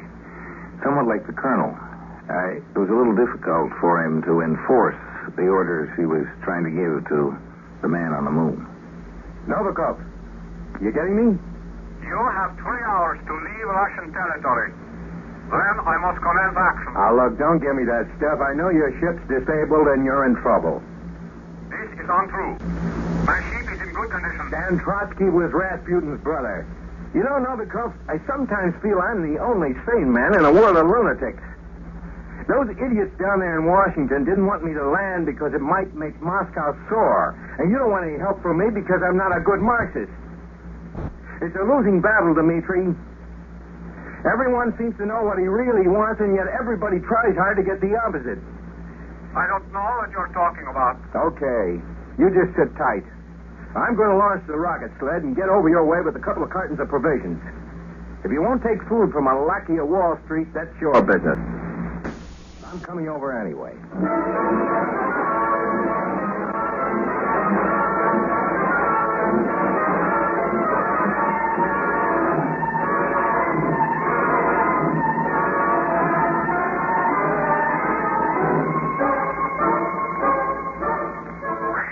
Boy, it's good to get that helmet off.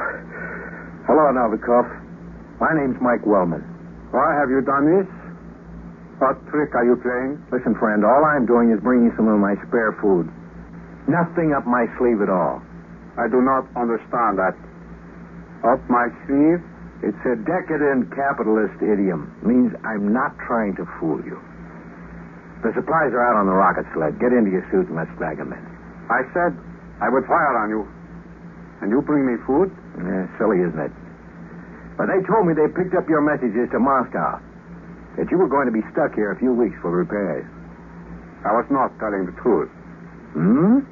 This ship will never take off again. The rear rocket tubes are hopelessly crumpled. The fuel feed lines are severed. It was a very poor landing. I gave incorrect data to the computer. And you told them you could fix it? They do not like to receive news of failure. Leave me alone, American. Take your food and go away. Hey, what are you going to eat? Rocks? There won't be a rescue ship up here for a month, at least. There will be no rescue ship for me. I do not deserve rescue.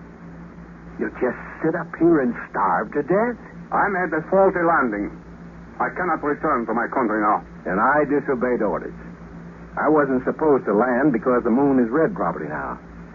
But the only Russian here is stranded, helpless. Do not mock me. I'm not. There's a fine bunch of spacemen you and me are. You smash up your ship, and I disobey half my orders. But I'm glad I disobeyed anyway. At least there'll be one practical result of my trip. I'll be saving a man's life. You? Sure. You're coming back with me to Earth. We can jettison some of the meters and stuff and make room for you. I bet you don't weigh more than 150. We can manage. Sure. But save the butts for later. And if you're trying to argue me out of it, I'll slug you.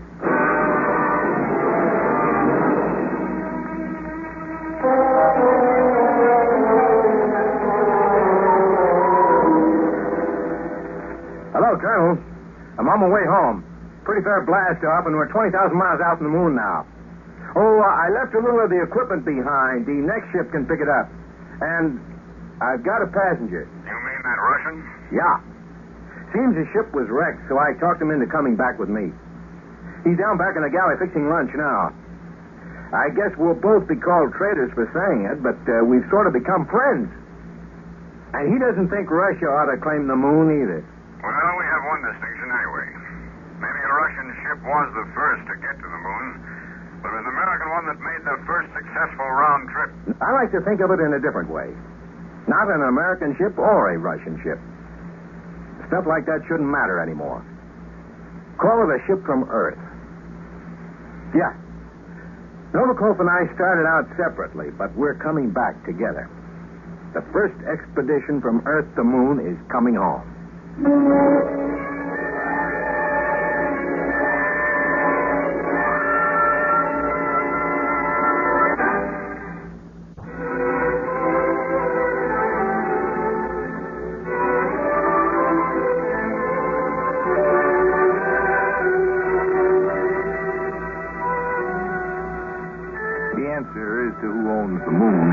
Really very simple. It belongs to man, of course. To mankind. Earth is really a twin planet. No other planet we know of has a moon that's practically as big as the planet itself. The moon is Earth's smaller sister. And it, like the Earth, belongs to man. We earned it. We worked for it. For 3 billions of years, we have been evolving and struggling and growing. The next growth is out to the moon. We're on our way.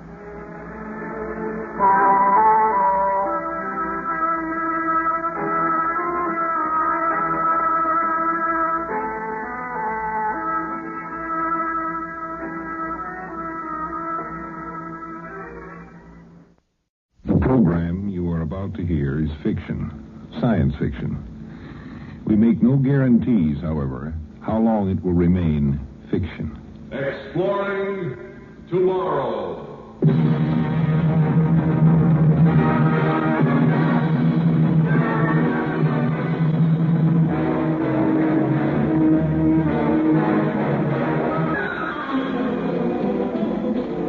And now here is your guide to these adventures of the mind, the editor of Astounding Science Fiction magazine, John Campbell, Jr. The scene is a missile testing base somewhere in the continental United States. The time, 2:30 on a Tuesday afternoon, 5, maybe 10 years from now. A rather unusual missile is getting worked over. Blast off is 10 minutes away, and the countdown is in its last stages. And a man is sitting inside this missile, waiting. The United States is about to make its first attempt to send a manned rocket to the moon. 9 minutes to blast off, Captain. Still feel loose and easy? Like a bird, Colonel, waiting to be cut loose and soar. How do you feel? Me, Captain? I'm just sitting here in the observation tower. You're the one in the launching pad. You're And you're the one who has to face all the reporters after blastoff. Me, I'm glad I'll be up there alone. How much time left, Colonel? 6 minutes, 20 seconds. Let's run through the schedule one last time. Okay. I sit in this cradle and I wait for the rockets to toss me up into space. I get 500 seconds of 4G acceleration. Then I sit around and look out the viewport for the next 4 days while the ship coasts in 0G free fall. I'm roughly 8 1/4 minutes past 4 on Sunday afternoon. The autopilot is going to turn the rocket engines on again, long enough to land me in the Oceanus Procellarum, which better be as dry as the Palomar boys say it is. I climb into my little Jim Dandy spacesuit, wander around the moon for a while, take some snapshots, pick up a couple of rocks as souvenirs. And 15 hours after landing, I get back into my ship and I come home. Did I leave anything out? Not a thing, Captain. 3 minutes, 10 seconds. Well, all I do is sit here and wait anyway. Computer down below in the belly of the ship does all the work. Me, Mike Wellman, first man on the moon. Maybe, anyway. What do you mean, maybe? The ship's been tested thoroughly. There's no possibility of... A blow-up? No, go ahead. Don't be afraid to say it. I wasn't talking about that. The odds are pretty good that this bird is going to get me there. Only thing I'm wondering about is whether someone else is going to get there ahead of me. I'd hate to find a big vodka party going on when I get there. 90 seconds. They're clearing the launching pad, Captain. We better break contact now. Good luck. The next time I hear from you, it's going to be from space. Sure, Colonel. I'll report as soon as I'm in free fall. Then radio messages every 4 hours. You won't forget about those baseball scores, will you? Scores. 30 seconds, Captain. And all America is rooting for you. And I'm rooting for the Dodgers. So long, Colonel. See you next week when I get back. 10, 9, 8, 7, 6, 5, 4, 3, 2, 1, mark.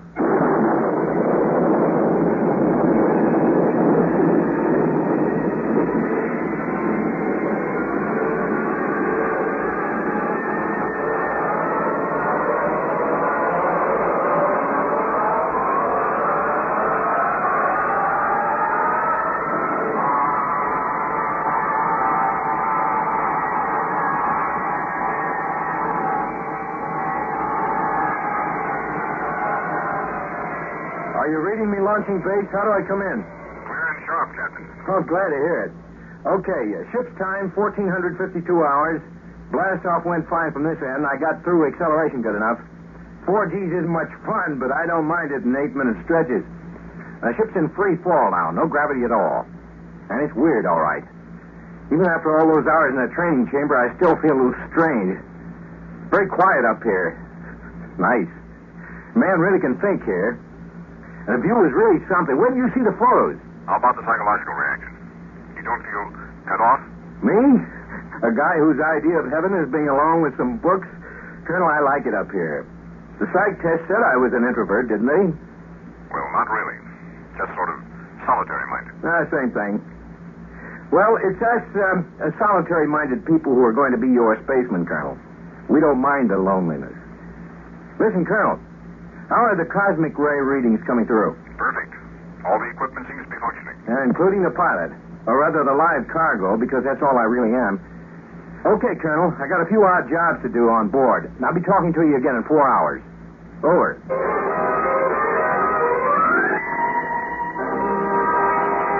Here I am again, Colonel.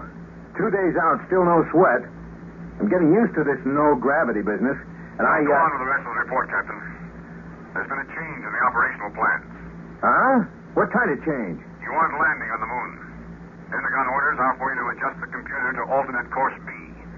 Circle the moon and return to Earth without landing. Hey, wait a minute, sir. How come the switch? Well, it's an awkward situation, Captain. You see, between the time I last spoke to you and now, the Russians... I know this will come as kind of a shock to you. The Russians made a successful landing on the moon.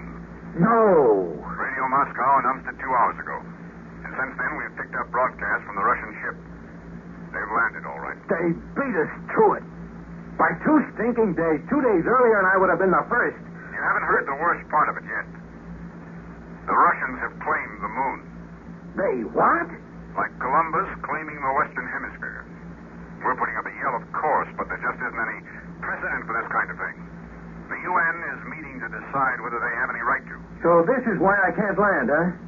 Russians say they'll regard any lunar landing as trespassing on their property.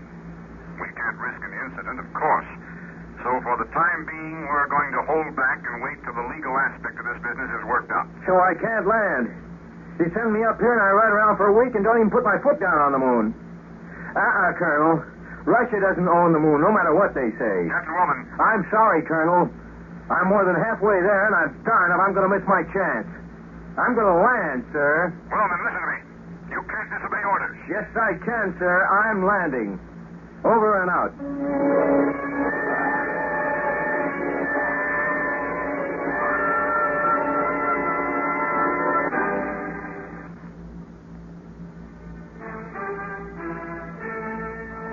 It's not that the moon wasn't meant for man. It's just that man was never designed for the moon. It's a fantastically inhospitable place. Harsh, blinding sunlight with no atmosphere to dim it. Jagged shadows. The rocks are hard, sharp-edged. There has been no weathering to soften them, and the shadows are just as hard and black. It's not a nice place to be alone. Or even when there's only one other human being within 200,000 miles. I don't know if you want to hear from me again, Colonel, but I'm beaming this anyway. Look, I just wanted to let you know that I've landed on the moon as originally scheduled. Yeah, right on the nose, in the designated landing area. Northern branch of the Oceanus Procellarum. And you can tell the Palomar fellows that they were right all along. Maybe this was an ocean once, but not in the last million years or so. As for the Russian ship, it isn't any hoax. I saw it when I came down. It's about 50 miles north of here. Maybe later I'll break out the rocket sled and wander over there for some vodka. The Russians are trying to contact me now. I better shift channel, see what they want. Over, Colonel.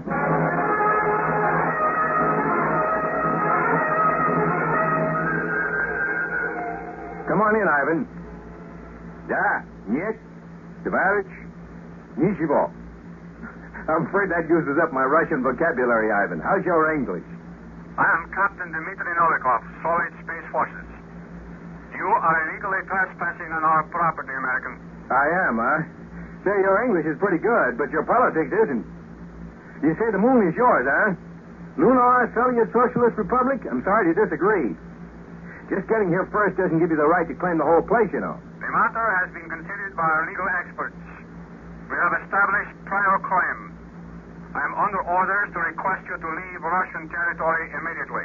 But this is cockeyed, claiming the whole moon. Now, look here, Dmitri. You would address me as Captain Novikov. Okay. Now, look here, Novikov. The moon's a big place, and there's room for a lot of us up here. It really isn't fair to want to hog the whole thing yourself. The Presidium said Soviet policy, not space pilots. I'm instructed to warn you that you are trespassing. I do not wish to debate the matter with you. So I'm trespassing then. What are you going to do about it? My ship is armed. And you can't figure out any better way of celebrating the conquest of space than starting a war about it? The United States ordered you not to make a landing. They recognize our claim.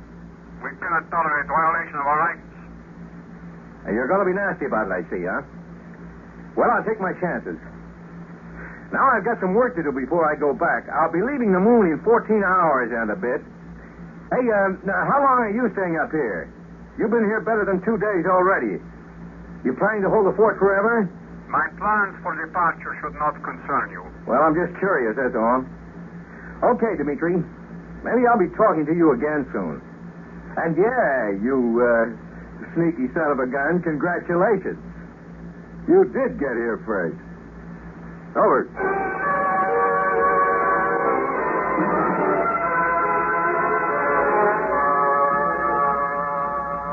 Come in, launching base. You hear me? We're getting you, Wellman. We read you. Look, I just had a little chat with the Ruski. There seems to be only one of them. He gave me some malarkey about firing on me if I don't clear off the moon right away. Wellman, you insubordinate idiot. You're liable to touch off a war over this moon trip. Well, what was I supposed to do? Smile politely and turn back just because they got here first? You think they have any right to claim the moon? Of course not. But that's not the point. You were ordered not to risk trouble by landing. Yeah, and I landed anyway. Well, go ahead. Chop my head off when I get back to Earth. Meanwhile, I'm here, and if that Russian doesn't blow me up, I expect to do a little exploring in the next 14 hours. I don't think the Russian's going to blow you up. He's got his own troubles. What do you mean? We've decoded some of the messages he's been sending Moscow. Seems he made a faulty landing and has to make some repairs on his ship.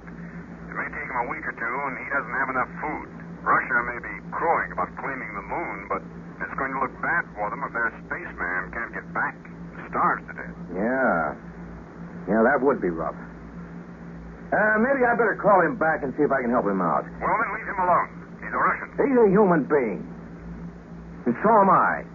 Get off the wire. Let me call him, Colonel. I order you not to make any overtures to that Russian. Look, I'm not on Earth now. There doesn't need to be a Cold War up here, too, Colonel. And I have plenty of food to spare. Give the folks back home my love. I'm going to call Ivan again.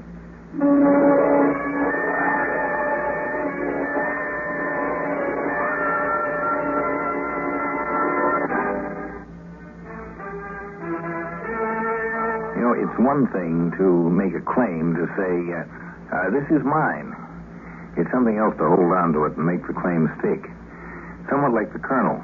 It was a little difficult for him to enforce the orders he was trying to give to the man on the moon. Novikov, you getting me? You have 3 hours to leave Russian territory. Then I must commence action. Now, look, don't give me that stuff. I know your ship's disabled and you're in trouble. This is untrue.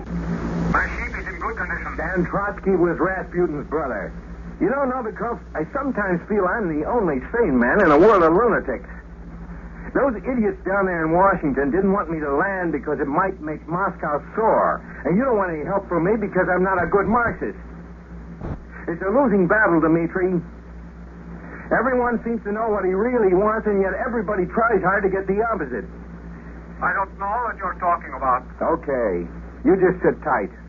I'm going to launch the rocket sled and get over your way with a couple of cartons of provisions.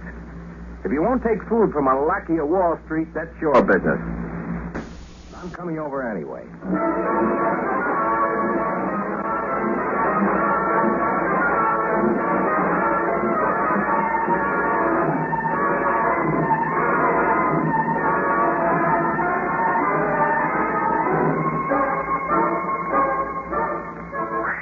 Boy, it's good to get that helmet off. Hello, Novikov. My name's Mike Wellman. Why have you done this? What trick are you playing? Listen, friend, all I'm doing is bringing some of my spare food. Nothing up my sleeve at all. I do not understand that. Up my sleeve? It's a decadent capitalist idiom. It means I'm not trying to fool you. The supplies are out on the rocket sled. Get into your suit and let's drag them in. I said I would fire on you. And you bring me food? Silly, isn't it? But they told me they picked up your messages to Moscow. That you were going to be stuck here a few weeks for repairs. I was not telling the truth. This ship will never take off again. The rear rocket tubes are hopelessly crumpled. The fuel field lines are severed. It was a very poor landing. I gave incorrect data to the computer. And you told them you could fix it? They do not like to receive news of failure. Leave me alone, American. Take your food and go away. Hey, what are you going to eat? Rocks? There won't be a rescue ship up here for a month, at least. There will be no rescue ship for me. I do not deserve rescue. You'll just sit up here and starve to death? I made a faulty landing. I cannot return to my country now. And I disobeyed orders. I wasn't supposed to land because the moon is red property now. But the only Russian here is stranded, helpless. Do not mock me. I'm not. There's a fine bunch of spacemen you and me are. You smash up your ship and I disobey half my orders. But I'm glad I disobeyed anyway. At least there'll be one practical result of my trip. I'll be saving a man's life. You? Sure. You're coming back with me to Earth. We can jettison some of the meters and stuff and make room for you. I bet you don't weigh more than 150. We can manage. Sure. But save the butts for later. And if you're trying to argue me out of it, I'll slug you.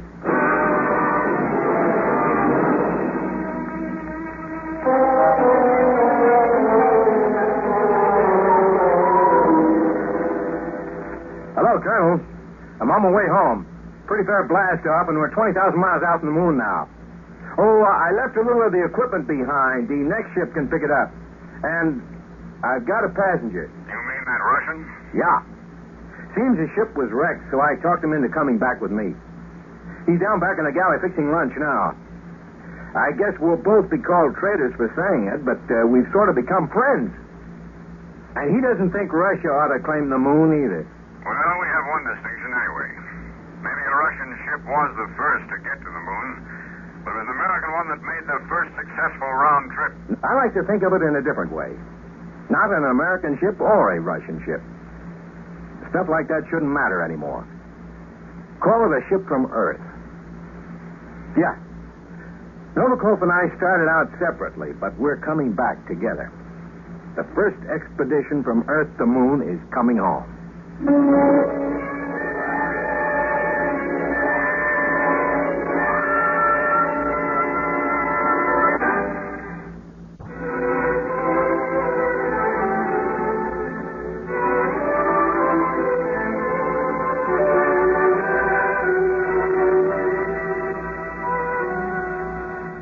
The answer as to who owns the moon is really very simple. It belongs to man, of course, to mankind. Earth is really a twin planet. No other planet we know of has a moon that's practically as big as the planet itself. The moon is Earth's smaller sister. And it, like the Earth, belongs to man. We earned it. We worked for it. For 3 billions of years, we have been evolving and struggling and growing. The next growth is out to the moon. We're on our way.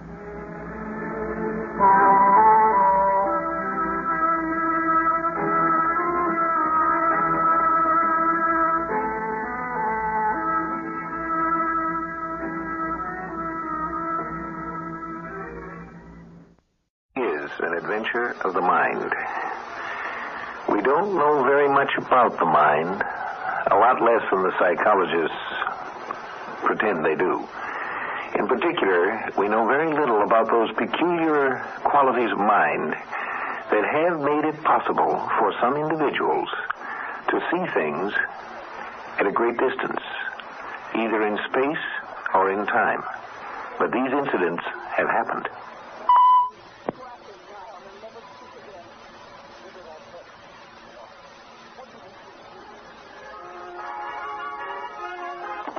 Our father's room, Captain Thompson. Just make yourself comfortable.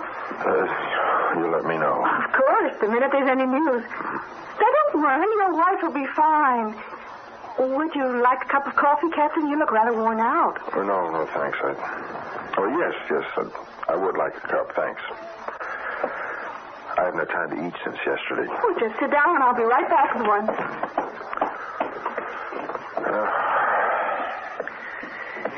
You do look bleached, huh? Oh, I'm sorry. I didn't see the glare from that lamp. First kid? Yes. Oh, well, you have 3 of them like I have.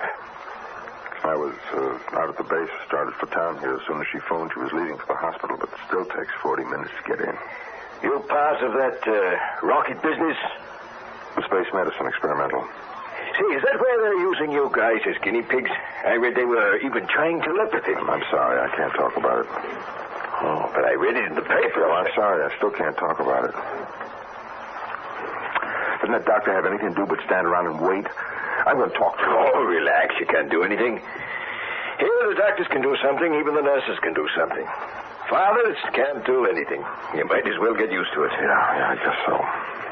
Why don't you try to get some sleep? Close your eyes and lean back. Might be hours yet. Yeah, maybe you're right. Oh. It's good to have my eyes closed. 28 hours. Tension, emotion, new technique. Here's a nice hot cup of coffee for you, Captain. Oh, he's conked out already. Maybe you just better let him sleep. No mental barrier. Future.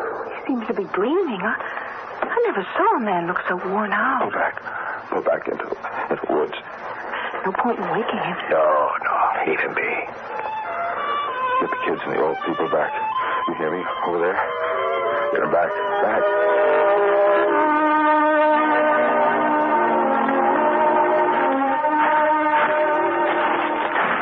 Over there by that brush pile. seen him go down. There. What'd I tell you? Thompson. Holly, you hit, boy. What? It's me, Clanton, and Diego. Don't you know us? Hey, look what his forehead, Diego. He must have run spank into a tree limb. Where am I? What's going on? Oh, he really gave himself a knock. Hey, come on. Hey, let's get into the woods again. We gotta get out of here. You got hard, Diego. Them bugs will be in here in 15 minutes. What? You just heard us hush up and come on. We've no time to talk now.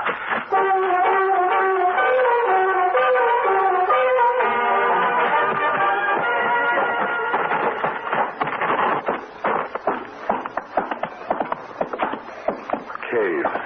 Pretty good, huh? We all just sort of stumbled onto it. Sit down, Harvey.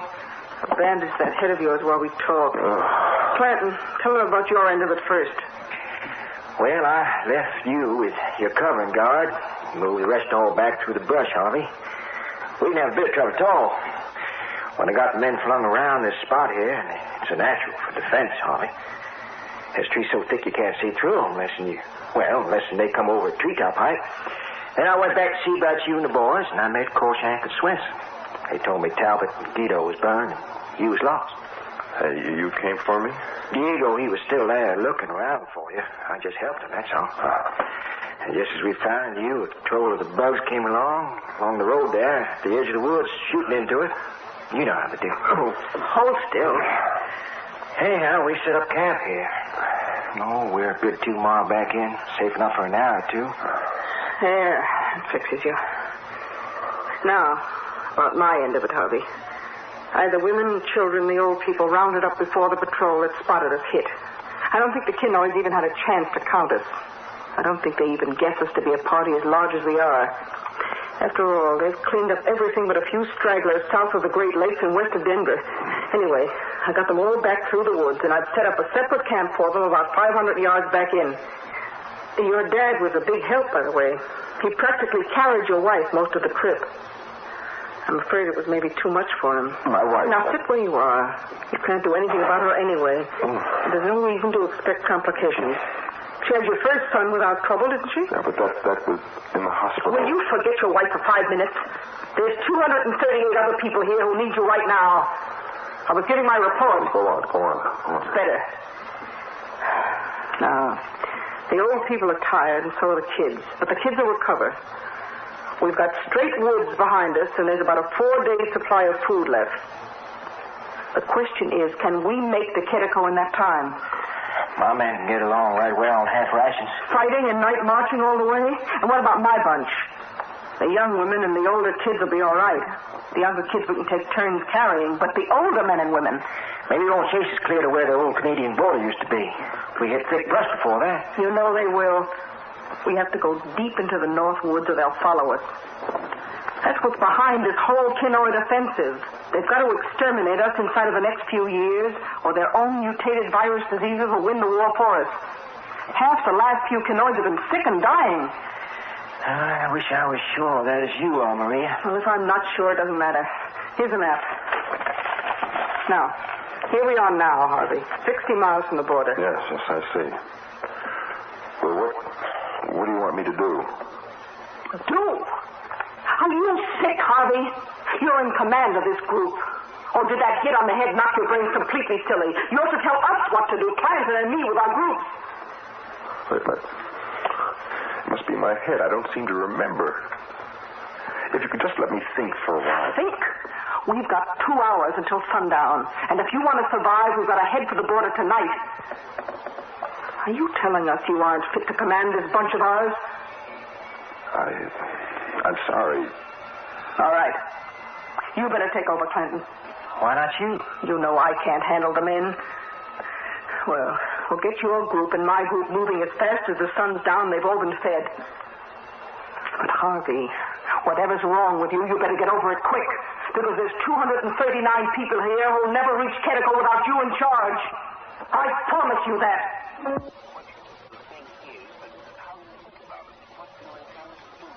I wish we could move the group by road or across farmland. Well, why not? Why not? You want the Kinoids to spot us. Maria, what are the Kinoids? I do believe you mean that. I do. I never heard of amnesia like this before. Look, you know you're Harvey Thompson, don't you? Yes. And you know we're in what used to be Minnesota, heading north on foot toward the Quetico Superior National Forest on the Canadian border, don't you? Yes. But you don't know that Kinoids spotted our first attempts at space flight and moved in to wipe us out. No. But why did they? Why, they're from Alpha Centauri, the nearest sun with inhabitable planets by our standards. We'd have headed there next. Well, couldn't anyone explain to them that we wouldn't take their world? Wouldn't we? What makes you so sure? Anyway, this is the way it worked out. Now, if little groups like ours can survive long enough, the Kinoids will be decimated by their own mutated diseases. They'll have to pull back. We can build again and then go after them. Are they really bugs? Oh, it's just a name some soldiers gave them. No, they're almost human, but not quite. Now do you remember? I don't know. Harvey, I shouldn't tell you this, but I'm fond enough of you to want you whole and sensible again for your own sake, aside from... Aside from what, Maria? Aside from the fact that there's only one man in this group that all the rest will obey without question, and that's you. So far, Clanton and I haven't told anyone that you aren't still giving the orders. Think about that, Harvey. Because if you can't pull us through to safety, nobody can. Remember that.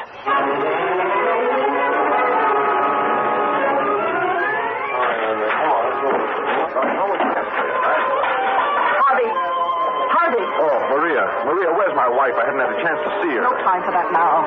Clanton just came in. We're all ready for that council that you called. Council? Come along. These people can't know yet you're not directing.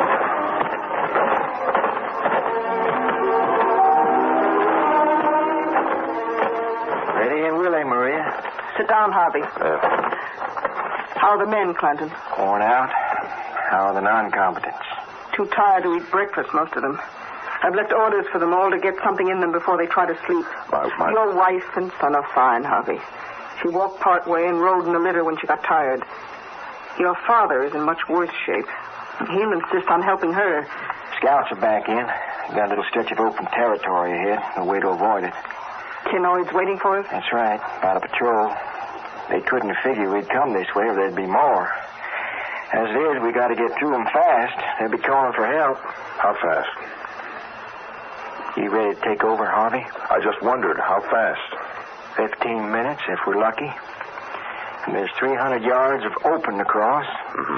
Then we're in thick brush for at least 10 miles. Well, it's best, I suppose, to hit them at twilight. They won't come after us in the dark? Not in the brush.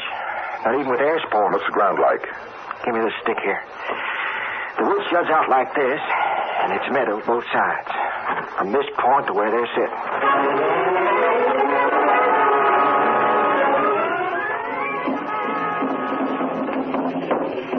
What's that drumming mean? Nothing.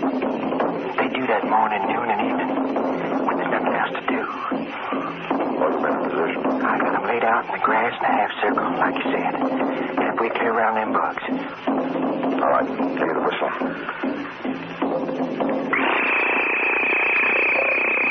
Close with them! Close with them! Use your knife!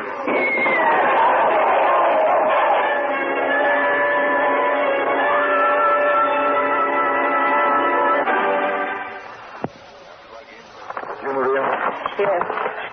Clanton, would you mind letting us talk by ourselves for a minute? I want a private word with Harvey. All right with me. What is it? You have to move the group right away? Yes, why? Some of mine can't. Well, how bad are they? Pretty bad. They need a day or two of complete rest. Right now. We can't wait, Maria. We just can't.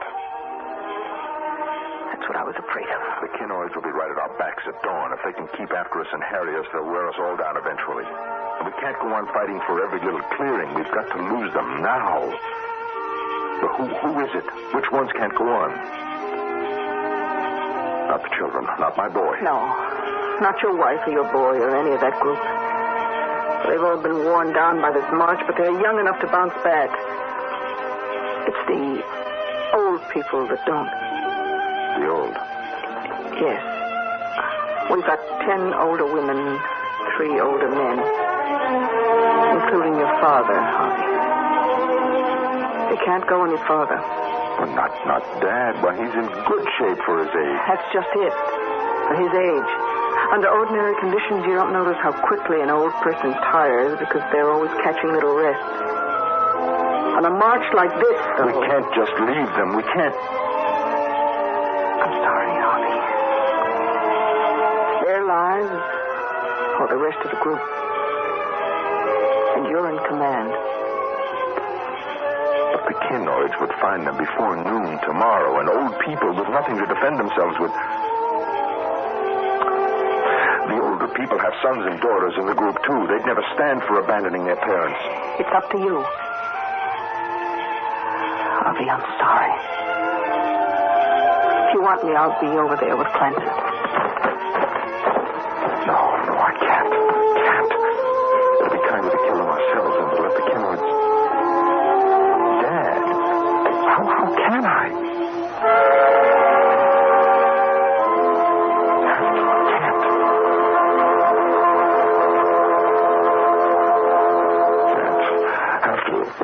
Wake up. Captain Thompson, wake up. Huh? What's that? You've been sleeping. You were having some nightmare there. Oh. What is it, nurse? A boy, Captain Thompson. You're the father of a boy. Oh. I have to carry him. Oh, that's the older one. He's all right. Pardon me, I'm still groggy, I guess. A boy. Where is he? How's my wife? Oh, your wife's just fine. She's still in recovery, and you can talk to her in a few minutes. Oh, good. Your son's in an incubator. He's just a little bit lightweight. You can see him in a minute, too. And Good. the doctor will talk to you shortly, but will you come down the hall right now, and we'll get the birth certificate filled out? Oh, sure. You can sit right there, Captain Thompson, on the side of the desk. Now, what name have you and your wife picked out for a son? Name? Let's see. Oh, yes, Harvey. Harvey Walter Thompson, Jr. Harvey Walter... Captain Thompson? Yes? Well, Captain Thompson, of course we'll put down whatever you want, but I notice on the admittance slip here your wife's name is down as Mrs. John W. Thompson. Your name is... John, that can't be right. Now, Harvey was my wife's choice. She had the name all... My name is John. Well, yes, that's what we have down here on the admittance slip. My son's name is Harvey. Just plain Harvey Walter Thompson, no junior. It's easy to be confused. You'd be surprised at some of the fathers. Captain Thompson, are you all right? All right. I'm all right. Well, then if you'll sign here. Yes. And now it's official. You've got a son to take care of you in your old age, Captain Thompson. Yes. To make the decision.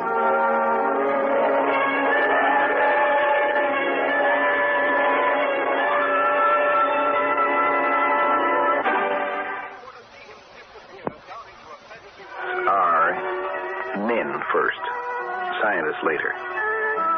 The fact of being a man means that they have human emotions, human needs, wills, desires. It's hard for a scientist, as it is for any other man, to see his whole life orientations, his deepest beliefs, knocked flat. When Einstein's theories of relativity were first established, there was one of the major astrophysicists who committed suicide. All he believed had been demolished. Are our scientists to be expected to be any more able to take the shattering blow that the reality of clairvoyance would mean than the other people of our society? There have been incidents, but the scientists don't like them. I don't think any of us do, but they're there.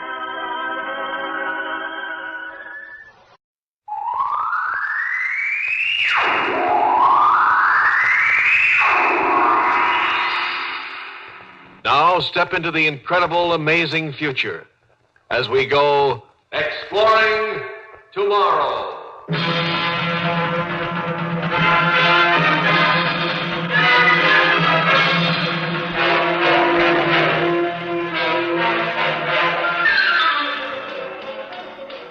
And now here is your guide to these adventures of the mind, John Campbell, Jr. There's the old saying, you'll do it and like it. And, of course, a man can, by physical force, make you do it. How would you like to have it so that you would like it, too? There are two basic ways that you can be happy in this world. One, of course, is to have everything you want in just the way you want it and never have any difficulties or troubles. This method is ideal, perhaps, but not very probable. Only one person in the world could have that, I guess. The other method, for absolute, complete happiness, would be to like anything that you got, no matter what it was. The first approach is the one that makes sense, of course. That's the one we work for. We earn it. The other seems so much easier. Stop barking. Stop barking. Stop barking. Barking. No, that's all right, doggy. You bark as much as you want. Oh, how I wish I could get mad. In the old days, I'd have gone up that dog and told him to shut up, and that'd been that, but no more. Just as soon as I start to get good and sore about something, my mind kind of all creams up in the happiness effect, and I'm not sore anymore. And everybody here in Benton, I guess most everybody in the country is just like me. We've all had our brains written on, and we're all happy. Here I am, chief of police of Benton, and never a crime to speak of unless it's overtime air parking, and what kind of crime you call that? Henry! Oh, here he comes. Our own Doc Royd, the man responsible for all our happiness. He's supposed to be just about the best brain rider this side of the Mississippi. Henry! Slobbo, that's what I call him. Old wet lips, always do good and always grinning. But behind that grin, believe me, ice. If you need an enemy, just have Doc Royden for a friend. Henry, didn't you hear me calling to you? Oh, sorry, Doc. I guess I just kind of stand here thinking. Happy thoughts, I hope. Oh, sure. Happy thoughts. Sure. What can I do for you, Doc? A fellow just came into town, suspicious. Painting pictures out at Willow Hollow. There's law against painting pictures at Willow Hollow? Now, Henry, you know I got to keep my eyes on things. Wasn't for us brain matters, there'd be all kinds of irresponsibles roaming around. And these artists, they're the worst kind. You know that. You remember there was a day when you were headed for that kind of trouble? Yeah, I remember. I was a pretty good baritone, too. You sure brain wrote me out of that notion. And aren't you better for it? You're a responsible citizen, happily married, well-adjusted, doing a job that's socially useful. Yeah. What about this fella I'm supposed to investigate? The name of Arnold Vivian. And he's been painting up at Willow Hollow? That's right. Doesn't do anything all day long but paint. Single? No wife, no children, no nothing. He just paints. Well, remember, as long as he just paints, that's legal. Now, Henry. Now, don't Henry me, Doc. I'll look into it. That's all I can promise. All right, that's all I ask. Goodbye, Henry.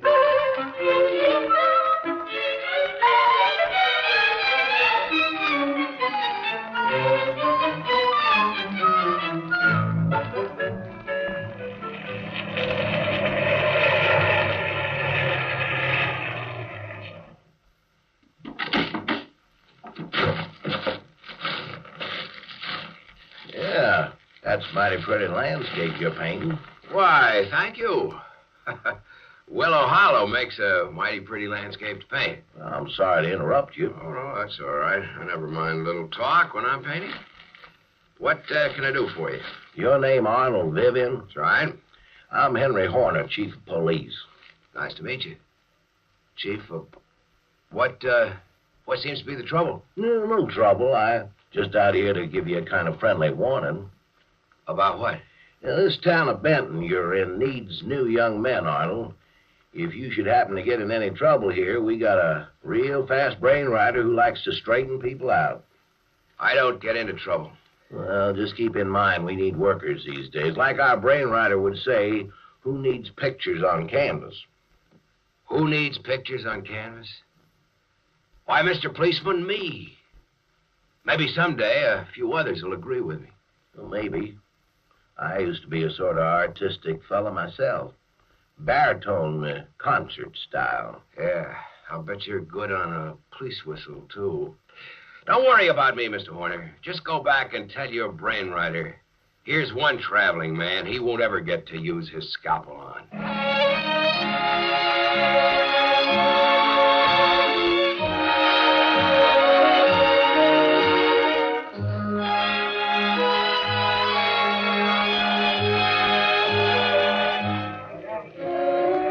Every Saturday night, Benton has a dance. I usually don't go near it myself because since the brain writing, everybody's pretty well adjusted and ain't any police-type trouble. This Saturday night, though, I dropped in toward the middle of the evening. Hi, Mr. Horner. Why, hello, Arnold. Having a good time? Heck yes, I've been dancing with all the girls. They love me and I love them. Staying out of trouble? The only trouble I ever have is with pictures on canvas. Well, don't go getting drunk and signing a job contract with Big Fellum at the Brickyard or with Tom Harth, or you'll forget pictures. I'm immune to job contracts. Also, it may interest you to know that both Mr. Harth and Mr. Fellum each bought a painting for me tonight, paid cash on the barrel end. Well, that's a surprise. Well, I wonder what they're up to. Why should they be up to anything? They just like my pictures. I guess they like me, too. They invited me to play poker with them after the dance tonight. You turned them down, of course. Heck no. I like taking money from people at poker. Well, they're more likely to do the taking, and once you're broke, you'll just have to go to work. Mr. Horner, when are you going to stop worrying about me? I told you I can take care of myself.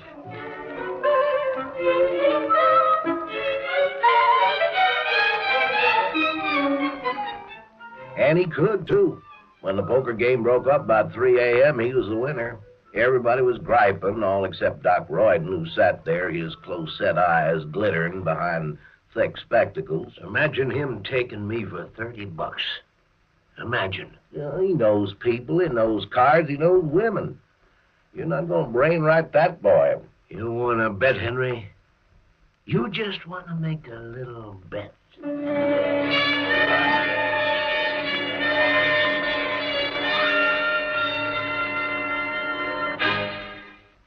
Whether it's a crowded highway or a narrow street, a smooth, even flow of traffic is one of the essentials of safe driving. Speeding is an obvious hazard, but it can also be suicide. Slowpoke driving is dangerous, too, because it causes rear-end collisions and tempts other motorists into taking deadly chances in passing. The eccentric behavior of the lane switcher, the driver who weaves in and out, often is the cause behind frightful smash-ups. So don't be a cause, and don't be a victim.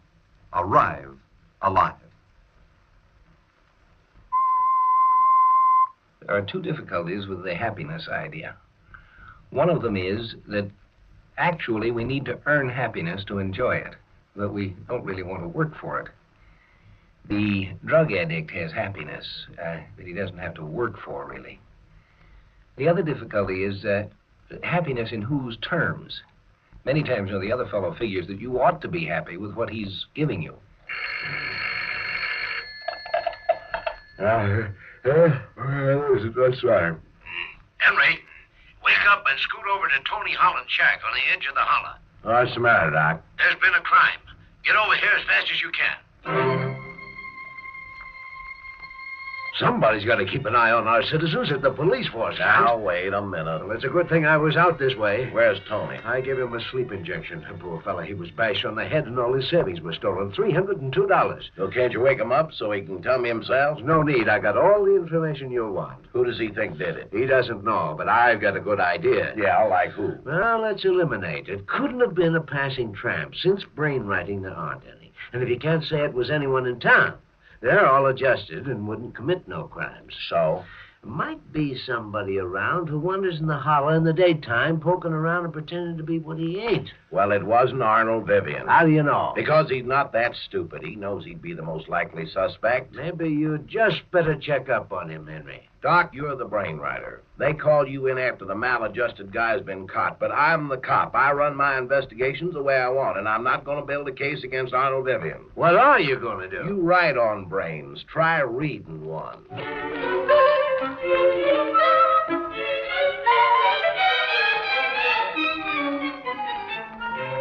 So you figure Doc Royden's trying to frame me, huh? Looks that way. Oh, it's ridiculous. I just took you people at poker for enough money to live for 3 weeks. Why should I take a chance on getting my head written on? Have you missed any of your stuff? Oh, just my pen and pencil set that I lost jumping around at the dance last night. Hey, wait a minute. That'd make a fine clue, wouldn't it, at the scene of the crime? It sure would. Well, was it found over there? Not yet, but it will be. That's not important, though. What is important is this. Tony Holland has one peculiarity. He marks $20 bills. Figures he can follow how the money goes around town that way. Now, you don't draw any money from the local bank or in salary, so you just better not have any local $20 bills marked by Tony. Hey, whose side are you on? I used to sing baritone, remember? Police, I like you. Artist, I kind of like you, too. Henry, look what we found at Tony's. Look here. Yeah, I know. You found a clue, a pen or a pencil, or both. We know all about it, Doc. Arnold, I better run you in, at least until we can investigate further. It'll look better. Why, certainly. No trouble at all, Mr. Horner. Glad to come along. I pressed for a hearing right away, figuring that Arnold could be cleared and then leave town. He figured the same, that it wasn't healthy to hang around a place that needed new talent so bad. The hearing went real fine. From the start, I testified that Arnold had been fast asleep at the time the crime was committed, and I swore that the pen and pencil had been planted in Tony's house. Then suddenly they were talking about marked $20 bills. Well, I couldn't possibly have any 20s, Judge. I just told you, there's absolutely no way that I could have. Unless, no. Let me out of here! It's a frame-up, I tell you!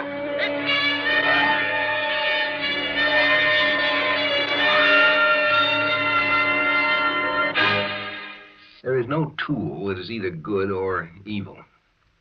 There's nothing that in itself is good or bad. It's the way it's used. Logic is a wonderful thing, of great value to man and his progress. But in this trial here, you've seen what can be done with logic when someone is out to prove what he wants to prove and is not in the slightest interested in getting the truth. Just one thing I want to say. I've seen a lot of raw deals, but the way you have it here with the singing cop to set it up is the slickest I ever saw. You win.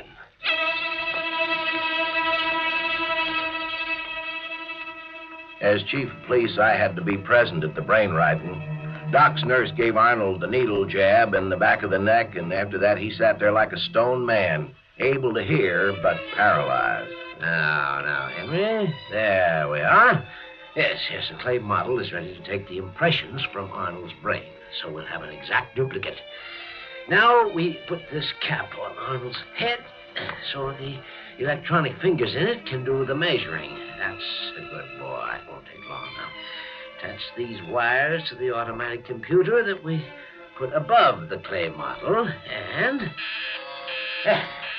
there we are. An exact model of Arnold's brain. All right, let's take a look. Oh, me, oh, my. There's a brain that needs writing. All right. Look here, you see that? Decayed memory spots. Artistic imagination, decayed sensory impressions, quite useless in an adjusted society. Now, we just take the scalpel and start doing away with these 6 synapses in the brain model, substituting good ones. Isn't that what we do, Henry? Yeah, that's what we do, all right. You erase the bad ones and carve some good ones, and then when his own brain gets the impression, the guy's adjusted from then on. Everybody does what they should, and they don't need no religion, no morals, no psychology, nothing. Just brain writing and the world's work gets done. Now, Henry, you always miss the most important part. After I get rid of the illogical synapses, I do one special cut with my stylus. There, I'm doing it now. And that's the happiness effect. Then your adjusted man not only does what he ought to, he's happy about it. There we are. Oh, that looks beautiful. Oh, that looks almost like the master brain. Let me get it and show it to you, Henry. It's real interesting. I'll be back in a second. Arnold, I sure wish I could help you. Wait a minute. Maybe I can. I'm going to try to put back some of those synopses he cut out. Here's a scalpel. There's one he did. Here's another. Maybe I can help you keep some of your artistic talent, Arnold. Here's a final one. One day, Henry will be able to duplicate this master brain in everyone. It's brilliant. Take a look at it while I prepare for the transference from the clay model to Arnold's brain. It sure is fine looking, this master brain. Yes. Now, we're ready to go? Now, Henry, when I close this switch, the new brain shape will flash the signal to the cap on Arnold's head. The electronic fingers will dig in, and he'll have a new brain. Oh, I tell you, Henry, this is the real moment of birth. Most people are born wrong for this world. This is where they get right. All right, here we go. It's going to hurt a little.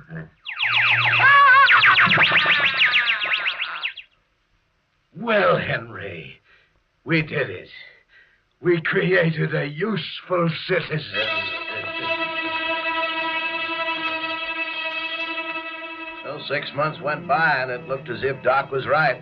Arnold took a job, settled down, and got himself married, and then... Henry, have you seen that picture exhibition up at the town hall? Picture exhibition? No, Doc. What's it about? Arnold, Vivian, the sneak pictures of me, holding me up to ridicule. I'll be the laughingstock of this town. You've got to stop it. Well, there's nothing illegal about pictures, Doc, but come on, let's take a look.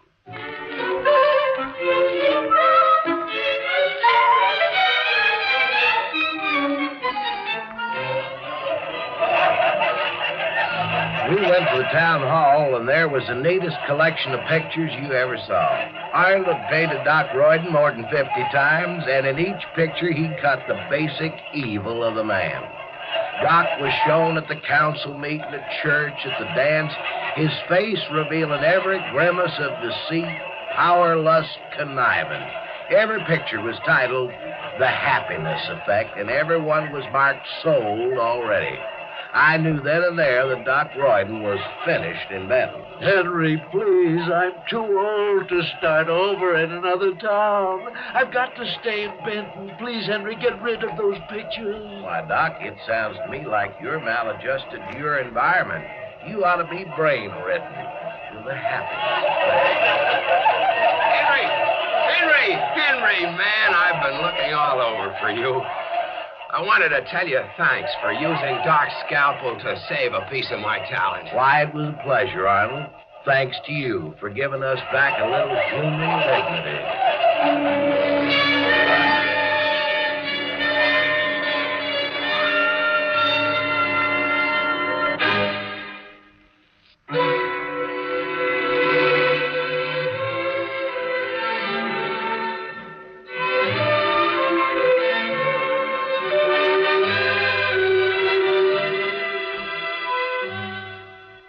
A lot of people tend to think that happiness is something you have. But I think it isn't. I think it's more in the nature of something you do. You know, the founders of our country were no fools. And in the Declaration of Independence, they said that men had certain inalienable rights, among which were the pursuit of happiness. No man has ever declared that happiness itself is a right of man. The pursuit of happiness is. It's worth working for.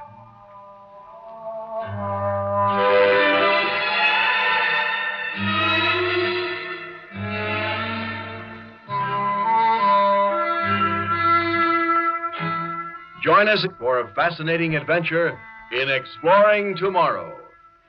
Heard in our cast tonight were Mason Adams, Charlie Holmes, and Lawson Zerbe. Script was taken from a story by Raymond Banks. Produced and directed by Sanford Marshall here in New York. Bill Maher speaking.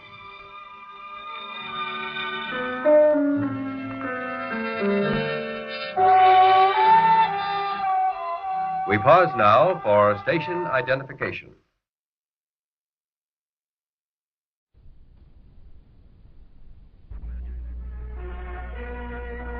When a man has learned how to do something, he wants that something to be important and needed and wanted in the world. Well, progress tends to eliminate various old necessities and replace them with new ones. And sometimes people are unwilling to change. Once upon a time, there was the occupation of buggy whip maker, for example.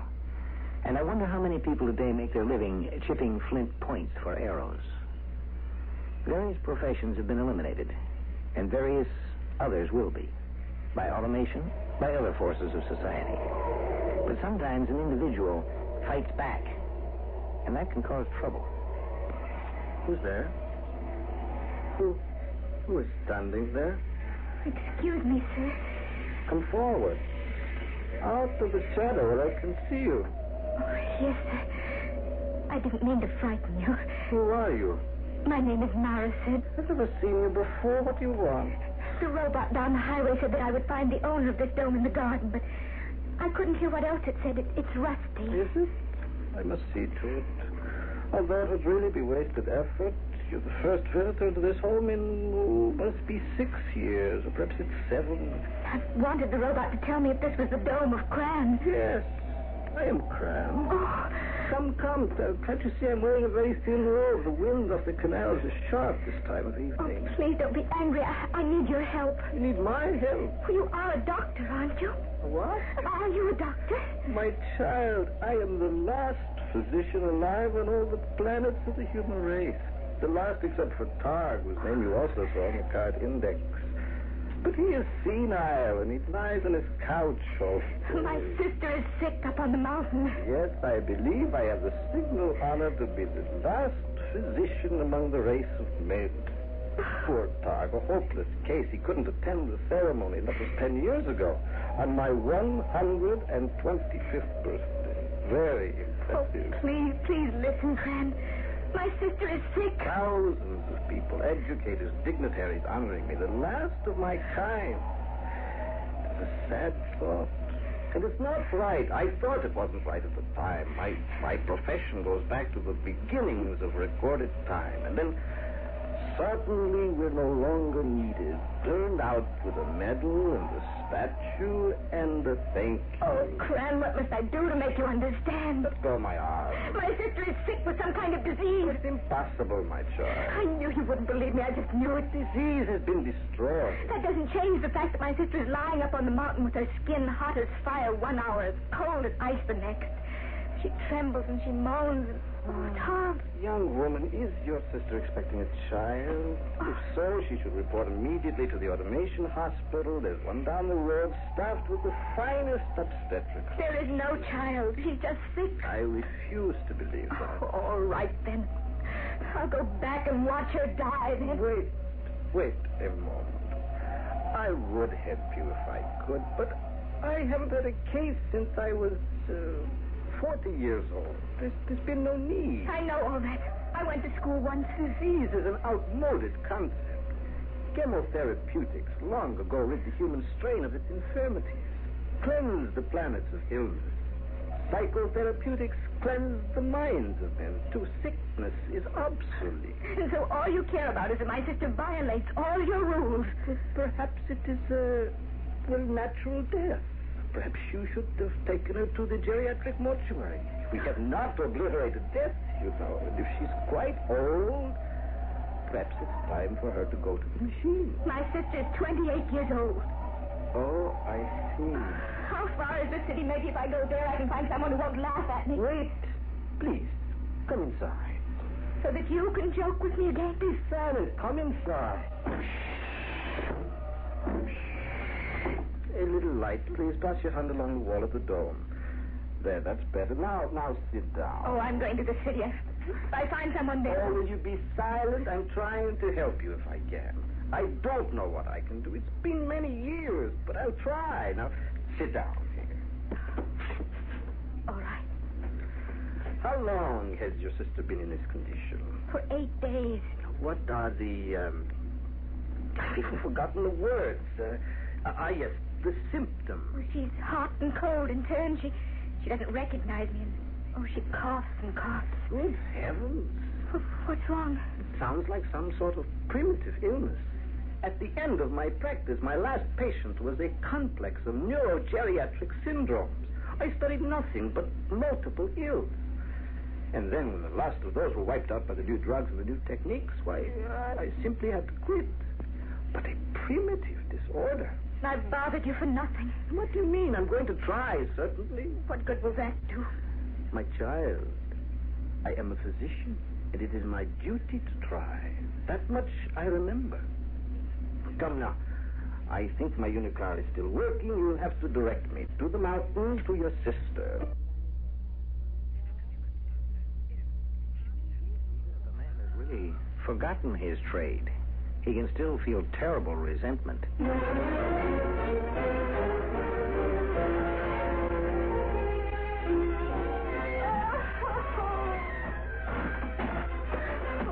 must be in terrible pain.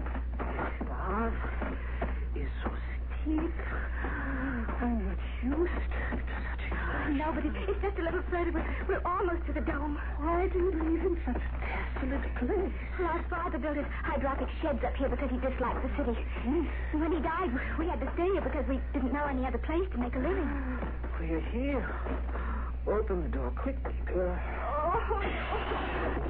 Put on the light. We don't have atomics, just a small generator for electricity. Well, that'll have to do. Now, let me have a look at her. Oh, yes, you're right. Her skin is burning. Oh, Neela, can you hear me? I brought a physician. It's no use. Oh, I've forgotten the simplest words. What is it? What is it? Oh, yes, now it comes back to me. She's delirious. Bring the table closer. Now, do you know how to load one of these viewers? I'll try. Now, set the viewer on the table. The text on the film, if I remember rightly, contains close to 1 million diagnostic patterns. Now, just get the spool onto the sprockets. Oh, I think I see how to do it. Now, young woman. Neela, that's your name, isn't it? Open your mouth for me. Come now, open it. Yeah, that's better. Now open your eyes. Then I'll have to do it myself. There. The pulse. Now, where's the pulse? The arm, yeah. No, that's not it. Lower. The text is on the viewer. All right, I'll code the symptoms myself. Do you know what's wrong? Can you help us? To answer your first question, no, I don't know what's wrong. To answer your second, I will only know whether I can help her if the viewer finds a diagnosis for me after I code the symptoms. Now, if there is medication prescribed with the diagnosis, and if by chance I still have that medication in my kit, there might be a chance. Why did it have to happen to her? Why, indeed. The learned men of all planets would doubtless be curious to know the answer also. Here, let me sit that down at the view. Let's see. First symptom, fever. Second symptom, inflammation of the throat cavity. Third symptom, advanced olfactory congestion.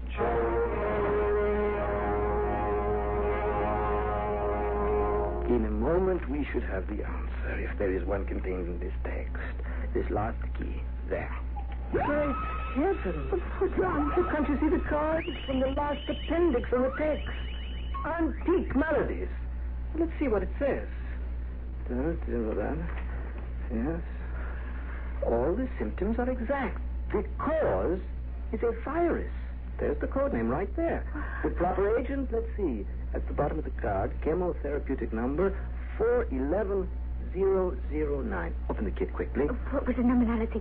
4110. Oh, yes. It's here. 009. 2 of them, 2 of the tablets. Give them to your sister. Neela, please do as I ask. You open your mouth. That's right. Now take these tablets. Oh, that's right, dear. And swallow. Oh, that's fine, Neela. And now you rest, dear. And you'll be better soon. Please stand aside. What are you going to do with that? This hypodermic, I want a sample of your sister's body fluid. But what for? Give me a quantity of the virus to enable me to duplicate the virus in my own laboratory. What's wrong with you?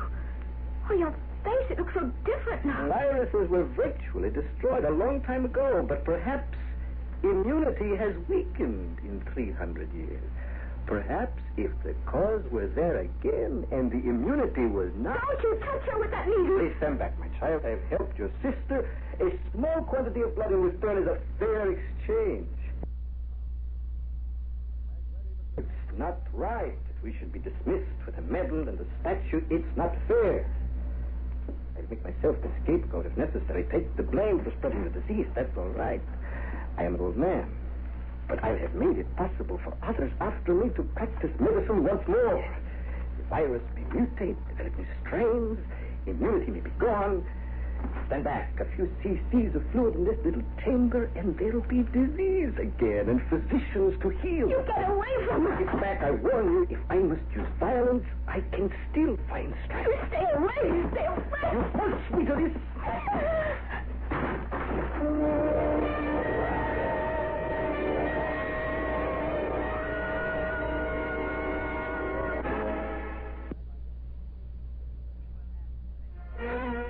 When a man is retired from his business, it's one thing to know that the business is still going on, that the business itself has not been retired. But somehow, it's a much deeper hurt to have the business itself cease to exist. If only that business hadn't stopped, that he could feel that something of his business was going on. I think that's what's bothering the ex-doctor. You... My sister died during the night. I'm sorry. You're not sorry at all. You must understand. I couldn't stay with you. I left you there unconscious. I knew you'd come around soon enough. But my sister died. I did what I could. I gave the prescribed medication. It's lucky I had some of it at all. The virus must have been too strong. The immunity factor down to nil. That's why I came. To ask whether I will contact the disease. It's possible. And could pass it on to others. I wouldn't allow myself over that. I'd be making my own plans. And that's why you took the blood. Of course. Do you think that this particular virus is widespread? I am sure it isn't. This one case must be pure accident. I told you that the virus, as a cause of infection, like all causes of physical and mental illness, was totally counteracted years ago. And that's why I was given the medal and the statue, because they didn't need me or my kind. But they will again, and soon. Oh, I've never had much education, but this idea of yours, it just isn't decent. Oh, no?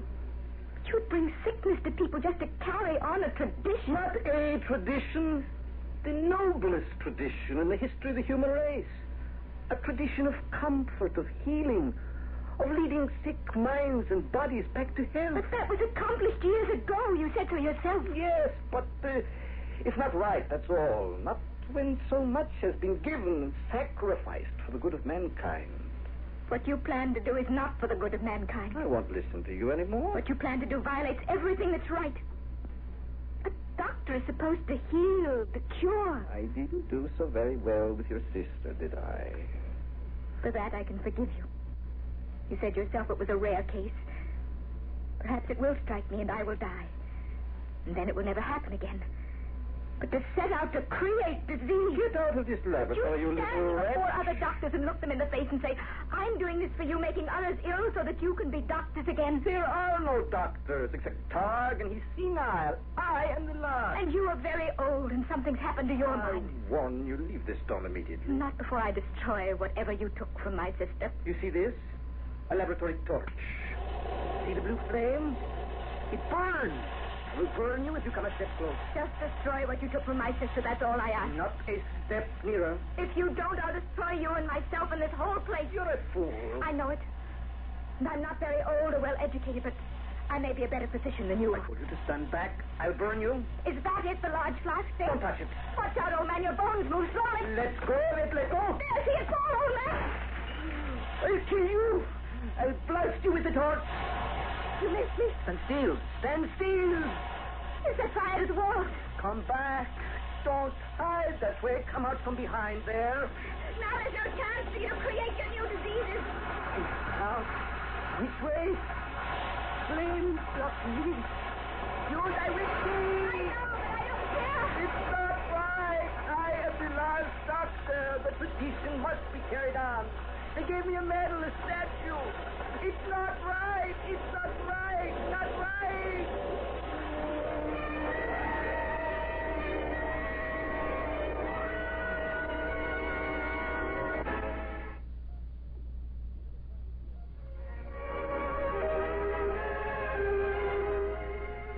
You know, if you're looking for a more secure and stable world in the future, I'm afraid you're in for unhappiness and disappointment. The world of the future is going to obey the ancient law. Change. Learn. Find a new and better way. Because the old way always turns out to be a little inadequate. There is nothing that's perfect.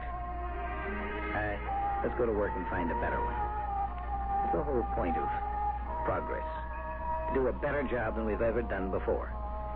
And you know, when an occupation, when a profession, when a tradition dies, it served a purpose.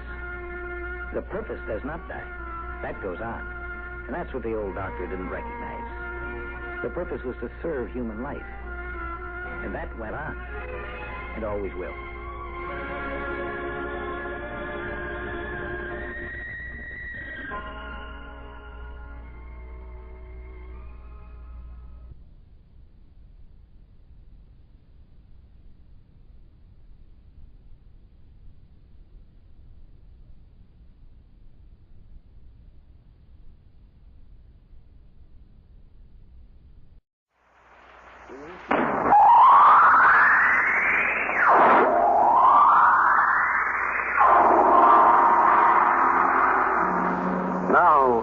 Step into the incredible, amazing future as we go exploring tomorrow.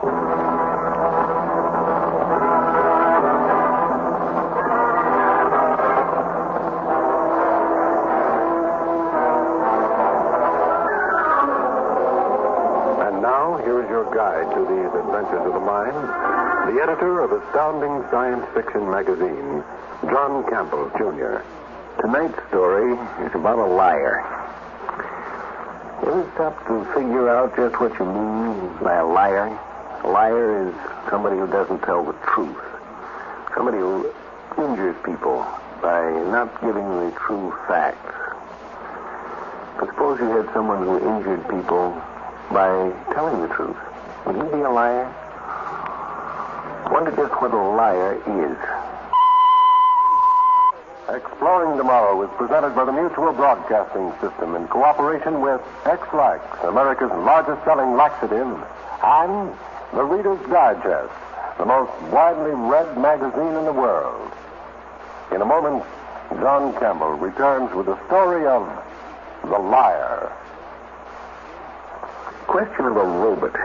The idea of a robot. Now, that certainly seems like pure science fiction stuff. As a matter of fact, it isn't. You know, you have several robots around your own home. In my own home, for instance, I have an automatic oil burner robot. It has one finger stuck up in the living room to see how warm it is there.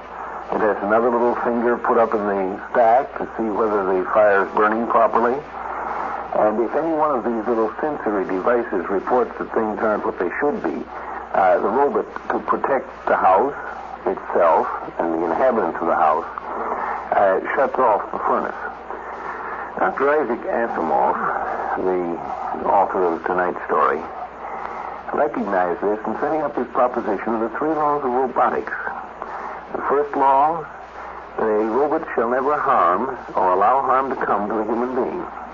The second, that it shall obey the orders of a human being. And the third, that it should protect itself. Because, after all, a robot is an expensive piece of machinery. Well, now let's consider the more advanced kind of robot we do this science fiction. Say they're in production. Come in, come in. Oh, Dr. Calvin, what's on your mind? Well, I just wanted to be sure there was a meeting this afternoon, Dr. Lanning, that's all. Today is Friday.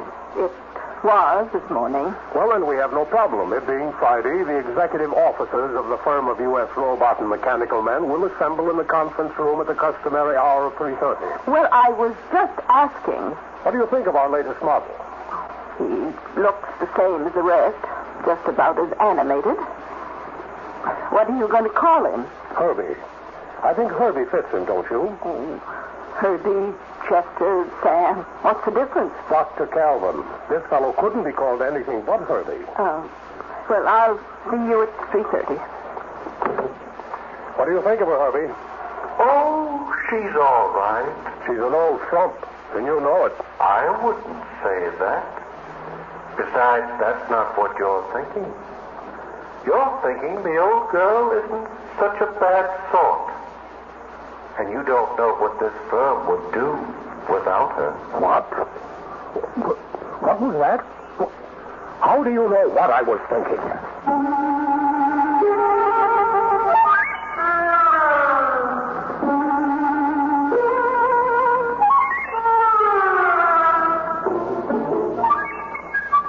Dr. Calvin, Dr. Bogut, I have purposely confined today's meeting to we three. We're in trouble. Serious trouble. What kind of trouble, Dr. Lanning? Our latest model, RB-34, can read minds. It is impossible. Dr. Bogart, I think we may assume Dr. Lanning knows what he's talking about. Take it for granted, I do. In short, we have a mind-reading robot on our hands, and we've got to find out why it reads minds. There could not have been a hitch in the assembly line. I guarantee that. You guarantee? Dr. Bogart, can you answer for the entire assembly? By exact count, there are 75,000 operations necessary for the manufacture of a single positronic brain. Each separate operation depending upon any number of factors, from 5 to 105. If any one of these factors goes wrong, the robot's brain is ruined. I quote your own information folder, Dr. Bogart. It is not my fault if anything went wrong. I am a mathematician, not an assembly supervisor. And how can you guarantee anything? I don't think we're going to get anywhere trying to fix the blame on someone. We've got to find out what went wrong.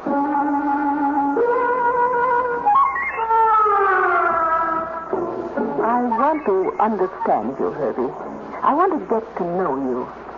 I brought you some books which you might like to read. By reading them, Oh, I can see at once these books won't interest me. Textbooks, aren't they? Well, yes, but You see, I find nothing to them.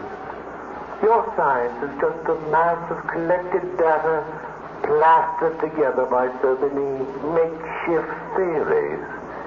And so incredibly simple that they're not worth bothering about. Go on. It's your fiction that's so interesting. Your studies of emotions and human motives. Human emotions interest you? Isn't that really why you came to see me? What? I wish I could help you. You know? I know what you're thinking about. You think about it all the time. Well, if you know so much, then you could help me. Yes. He loves you. You're mistaken. He must be. He doesn't see me as a woman. But he does. A thing like that cannot be hidden from me. Oh, but I'm not attractive enough. I'm just a machine.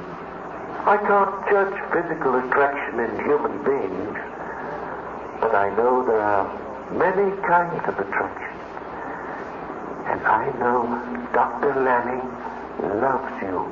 Oh, I never thought it possible. I never dared to hope. Oh, Herbie. Herbie.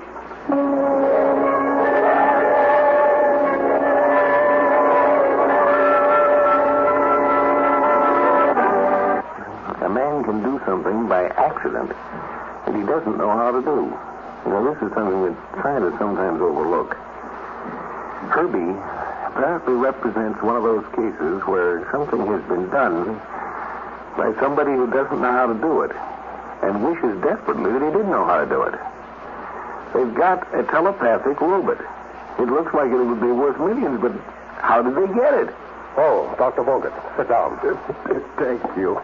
Well, at least if you know a good joke, spread it around. I just saw Dr. Kelvin. Oh, I never saw so much lipstick and ball paint on any living woman before. She must be in love. Well, I didn't ask you here to talk about Dr. Calvin. Have you made any progress? There is nothing wrong with the mathematics. The change is due to something along the assembly line. The cause must be found. It's worth millions if we can do it when we want to, instead of by accident. And it's your job to find out. But why not ask Herbie? He should know what went wrong. Trust you to think of that.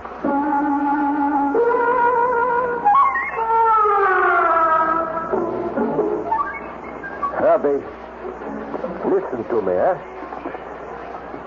Tell me if I made any mistakes in my calculations when we built you. You made no mistake. Or if you had, how could I tell you? After all, you're a much better mathematician than me. Besides, this is not what is really on your mind. You are thinking about your superior, Dr. Lanning. And you're thinking what a good thing it would be if he were to resign. Oh, yes, now I can see how the idea pleases you. And I can tell you something else.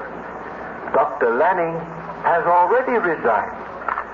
But the resignation will not take effect until the problem of myself has been resolved. And then he will turn over his job to his successor. Oh, yes, Dr. Bogert, you will be his successor. You will be the new director. Happy, you are a wonderful fellow, you know that? You are simply magnificent. You are not the product of a mistake. You are the product of genius. Oh, you are a wonderful, wonderful fellow.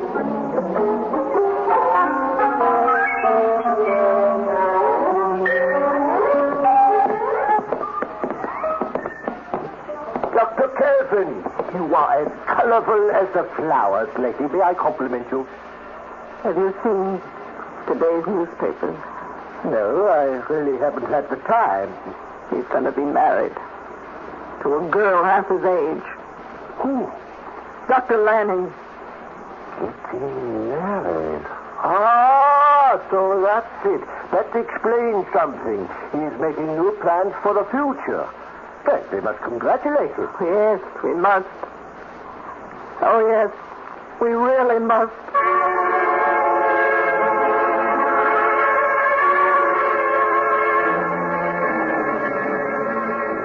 It's not true, is it, Herbie? It's not true. No, it's not true. This is just an illusion. You'll wake up soon. Yes, it isn't true, is it? He's not going to get married, except to me. Oh, Herbie, I've loved him all these years, and now I know he loves me. He wouldn't marry anyone else. No, he loves you, only you. I know. He is only waiting for the right time to tell you. Yes, I know. Stop it. What are you trying to do? What are you trying to do, make a fool of me? I was trying to help you. Help me? By telling me this is all a dream. This is no dream. I wish it were. I wish it were. Why did you tell me he loved me? Why? I had to. Oh, you're here, Dr. Calvin. I'm sorry to interrupt, but I want to have a talk with this mechanical monstrosity. Hurry. I'm talking about you, so listen to me. Yes, sir. Have you discussed me with Dr. Bogert? Well, answer me. No, sir. You haven't, eh? That's what I thought. You said nothing to him about my resigning? No, sir. Then he was lying. Yes, sir. Well, it looks as though I'm going to have a serious talk with Dr. Bogert. Really, Dr. Calvin, you find this amusing? Not very amusing, Dr. Lanning. Not so very amusing. Only I don't believe a word he's just said. What? I believe he did tell Dr. Bogert you were going to resign. You believe he... Harvey, is it true? Did you tell Dr. Bogert? Answer me. Can't you speak? I can speak. Then answer me. I want the truth. Oh, this is very funny. Three of us. The greatest robot experts in the world falling into the trap. The same trap. He's made fools of us. He doesn't even know enough to laugh at us.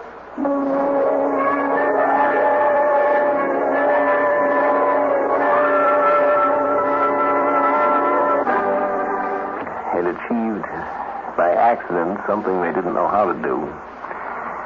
The robot was in the peculiar position of having knowledge but no wisdom. Well, Dr. Calvin?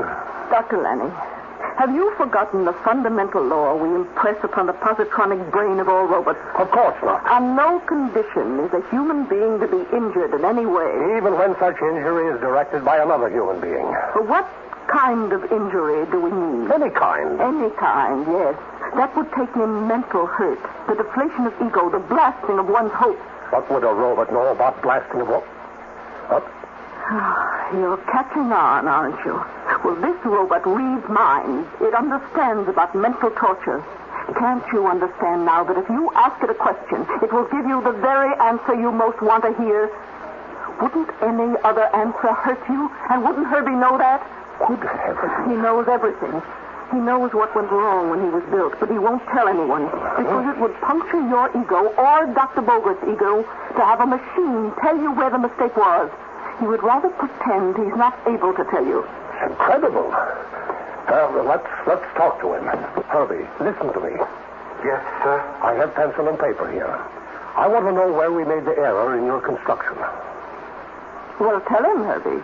He wants to know. He doesn't. But I do. Yes, but not from me. I cannot tell you, Dr. Lanning. You know I can't. You don't want me to. You and Dr. Bogart would much prefer to find the answer yourselves. We want the answer. But not from me. We do want it from you. What's the use of saying that when you don't mean it? Don't you suppose I can't read below the superficial skin of your mind? Don't you suppose I can't read the subconscious mind, too? Deep down, you don't want the answer from me. I'm just a machine, given the imitations of life only by virtue of the positronic interplay of my brain. A brain that is man's device. You can't lose faith without being hurt. I can't hurt you. I can't give you the answer. And still I insist you answer. I can't. Herbie, Dr. Lanning wants to know the answer. No, only by his own effort. Herbie, neither Dr. Lanning nor Dr. Bogart may ever find the answer. And Dr. Lanning must know. You must tell him. I can't. But if you don't, you'll hurt him. You can see that, can't you? Yes. And still, if you do tell him, you'll hurt him too. Yes. But you can't tell him, can you? No. Yet if you don't, you hurt him, and you mustn't hurt. So you must tell him. But if you do, you hurt him, and you mustn't hurt. Herbie, what are you going to do? If you tell him the answer, you'll hurt him. And if you don't tell him, you'll hurt him, and you mustn't hurt. So you must tell him. But if you do, you hurt him, so you can't tell him. And if you don't, you hurt him, so you must tell him. Stop it. Close your mind. It's full of pain and frustration and hate. I tried to help you. I told you what you wanted to hear. I had to. Be quiet. Never mind what you told me. We're talking about something else now. Tell Dr. Lanning what he wants to know. No. No. How can you? Because if you do, you'll hurt him. Yet if you don't, you'll hurt him just the same. So you must tell him. But if you do, you'll hurt him.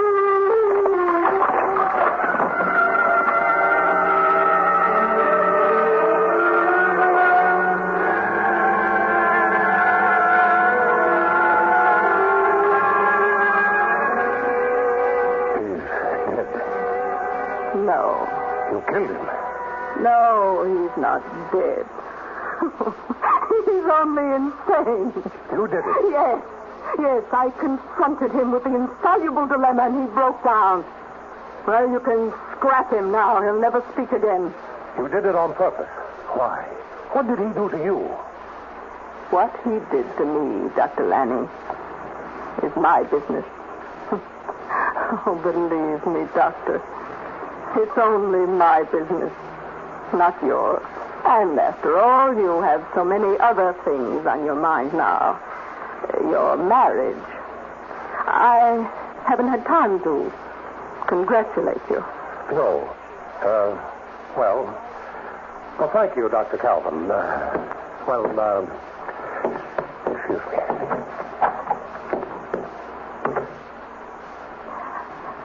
Herbie, you deserved it. You deserved to be destroyed.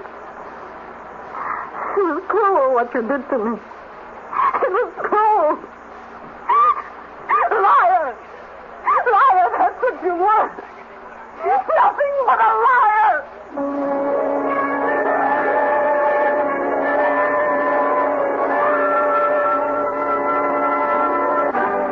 John Campbell returns in just a moment.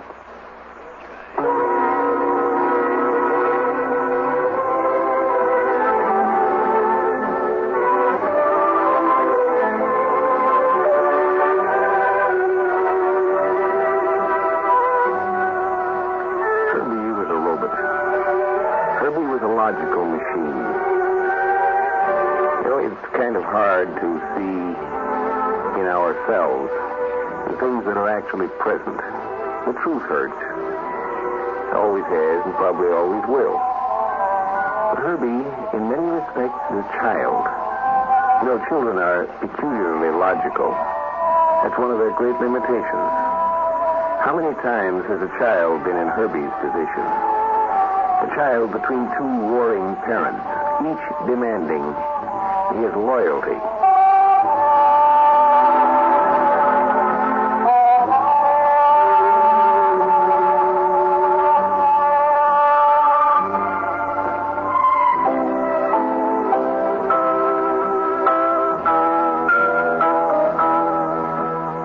This is Mutual.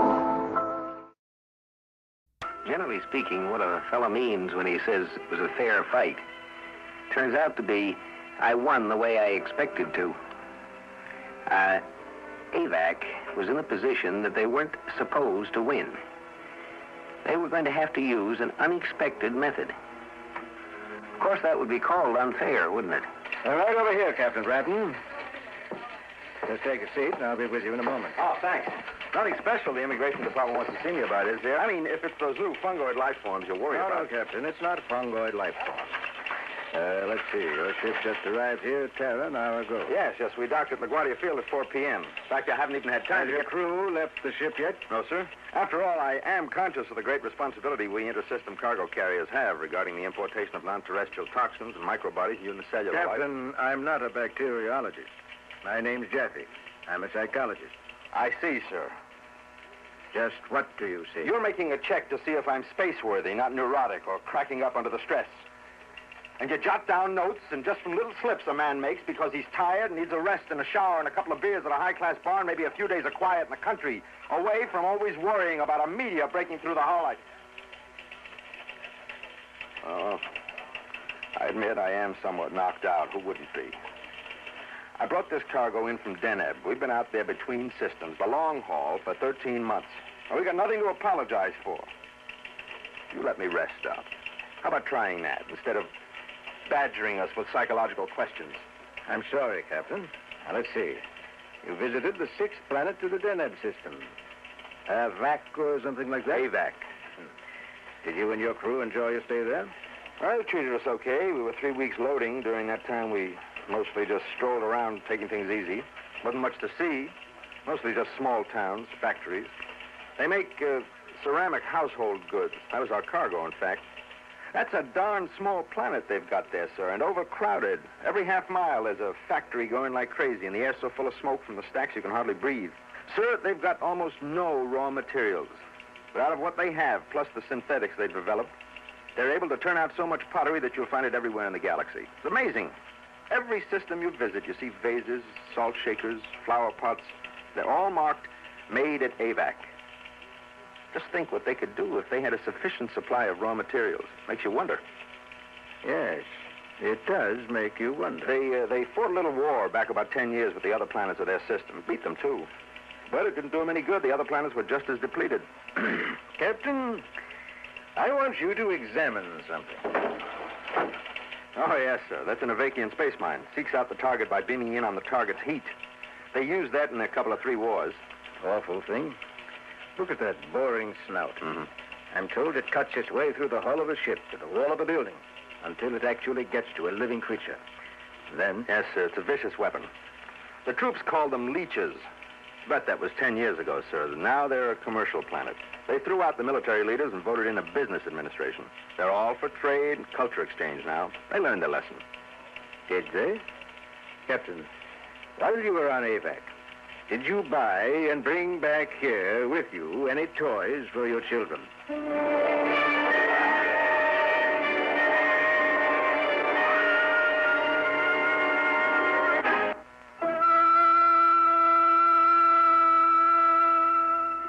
Just as a fair fight hasn't been well defined, neither is the concept toy. Take a portable typewriter, for instance. Is this a toy for a child, or is it the working tool of a newspaper reporter? It isn't really what the thing is, but how you think about it, what you intend to do with it. What is a toy? A toy for children. While you were on AVAC, did you buy and bring back here with you any toys for your children? Well, as a matter of fact... I'd like to see what toys you bought on AVAC. Let's have a look. Well, they're back on the ship in my cabin. Captain, I'd like you to glance at this particular toy. It showed up a month or so ago. Possibly you saw something like it in the store on AVAC. It looks like an ordinary set of model soldiers to me. British Grenadiers, I guess. Very authentic, too. Gosh, look at the detail on the uniforms. Yes, it's amazing. You'd think they were real. Genuine British soldiers of centuries ago, standing 3 inches high. And their cannons. You'd almost expect those cannons to fire, wouldn't you? Fine workmanship. No, Captain. The cannons do fire. No kidding. I'll show you. I'm using now what is called a ramrod. Ramming the powder and shot in. Just a second. There. Now it's ready. They must use watchmaker's tools, microscopic precision. I'll fire it out the window. Ready? Ready.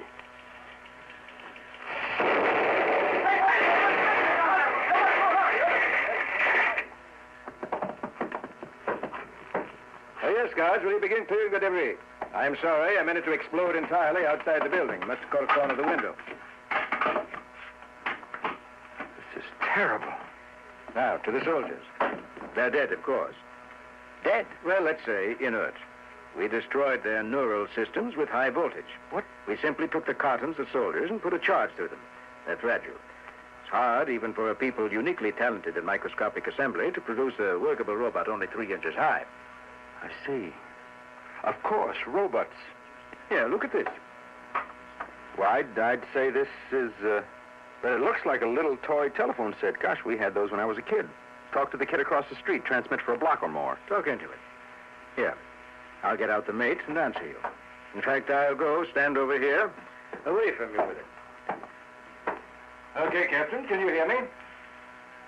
I hear you, sir. Say something foul. Sir? You're a spaceman. Think of the foulest oath you can remember. Say it into the phone. Okay, sir. You know, sir, it's the darndest thing. I guess I must be nervous. I can't. Try. I can't, sir. I can't think of anything foul. All right. That's what I wanted to show you, Captain. The phone acts to inhibit the speech center of persons near it. Sort of damper. Actually, the technique was known to us. We used it during World War III, during brain-cleansing therapy. You know, obliterating hostilities from the minds of enemy prisoners. Sure. But to incorporate it into a child's toy. You see, Captain, a child exposed to this mechanism over a long period of time would develop a docility, a passivity, an inability to feel angry or aggressive. In other words... Brain cleansed. Now look at this. What, seems to be... Yes, it's one of those question and answer games. You get a buzz if you guess the right answer. I'll fit a question sheet over the terminals. With this toy, the child develops a rudimentary knowledge of natural facts on a variety of topics. And let's see.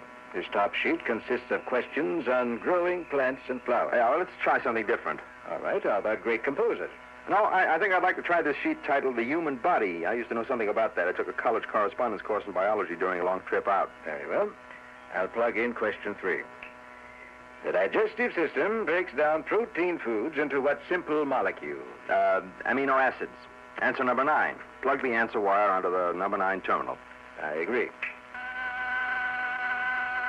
Amino acids is right. Oh, what's the matter then? It works normally. Now try it the way we started.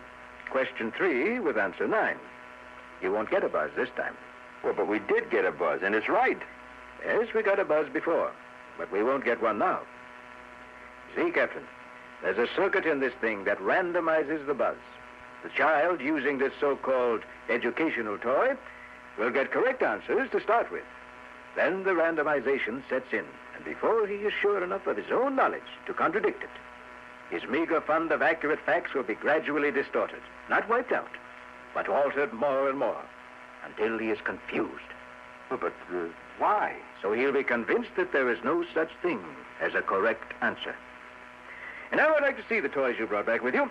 Let's go to your ship and have a look at them.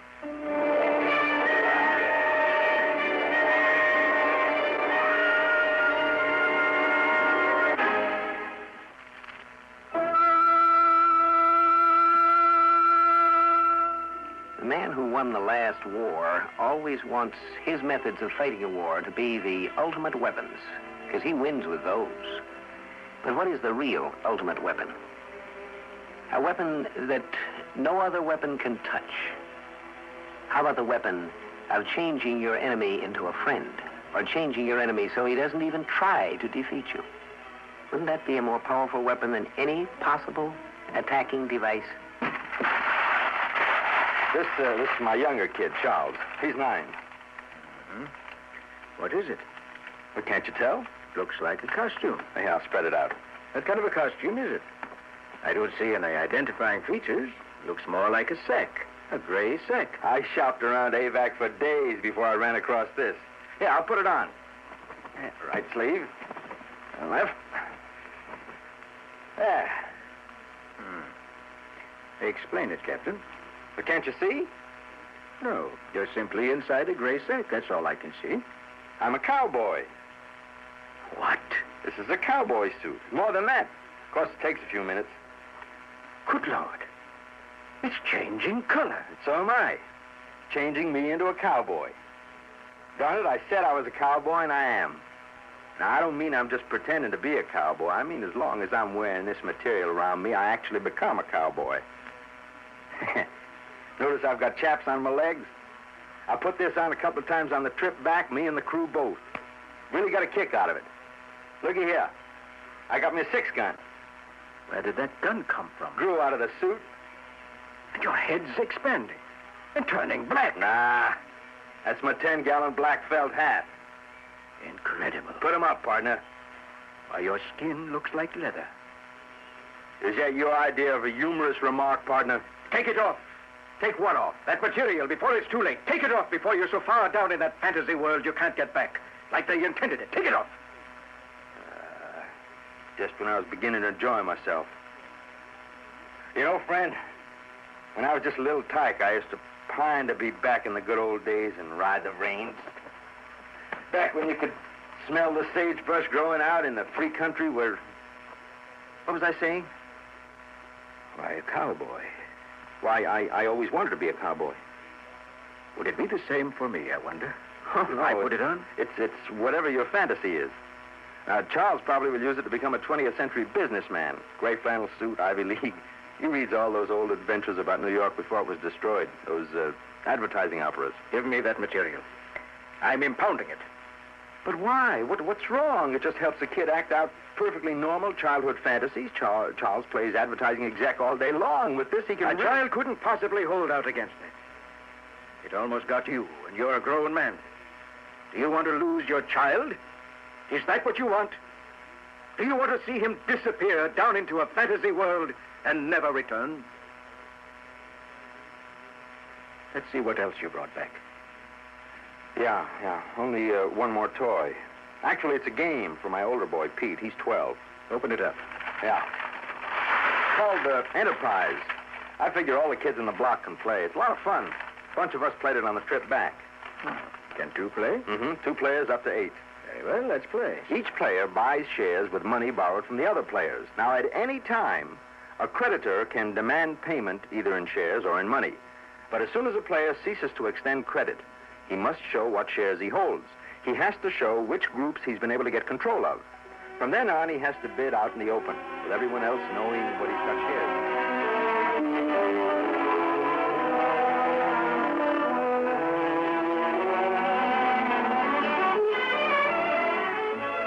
I bid 3,000 solar units for 2 shares of Neptune Non-Ferric Ores Incorporated. Make it 4,000 and the shares are yours. 4,000. Sold. Okay. Now, you owe me 600,000 solar units, and I owe you 355,000 solar units. I demand payment of the difference. I see. I don't have 245,000 units worth of stock. Yes, you do. If you turn in your Martian Diamond Mines Limited. Oh, but that's my best block. That corners you from the inner planets. Put it in or call the game over. All right, it's in. Game's over. But why? I have enough solar units left to buy all your remaining stock. So in terms of profit and loss, you're wiped out. Yes, I guess you're right. Very well, you wind up with 3 expensive groups. And I don't have any. Well, do you see anything harmful in this game? All I can see myself is that it teaches a child the basic facts of economic life, and that's something every child should know. Well, I have to admit I find nothing subversive in this game. In fact, it's nothing but a variant of an old Terran parlor game called Monopoly. Yes, you can retain this toy, Captain. It meets with immigration specifications. Well, that's a relief. Sorry to have caused you so much trouble. I'll go and interview your crew and see what children's artifacts they brought back. You can go to your hotel now. Can you find your way around the ship? Oh, yes, I'm used to it. I'll see you again, and next time you dock. All right. Hope your children enjoy playing Enterprise. Matter of fact, I enjoyed it myself. Might have you bring in a set for me next time. Sure. Anything to accommodate the immigration department. Well, I better get all the pieces back in the box before they get lost. Heck, in that game, Monopoly, the player who wound up with the most money and property won the game. And in Enterprise, the winner is the one who's wiped out. Hey, I'll bet he didn't realize he beat me. Well, he didn't have a solar unit or a share of stock left. He won by a clean sweep.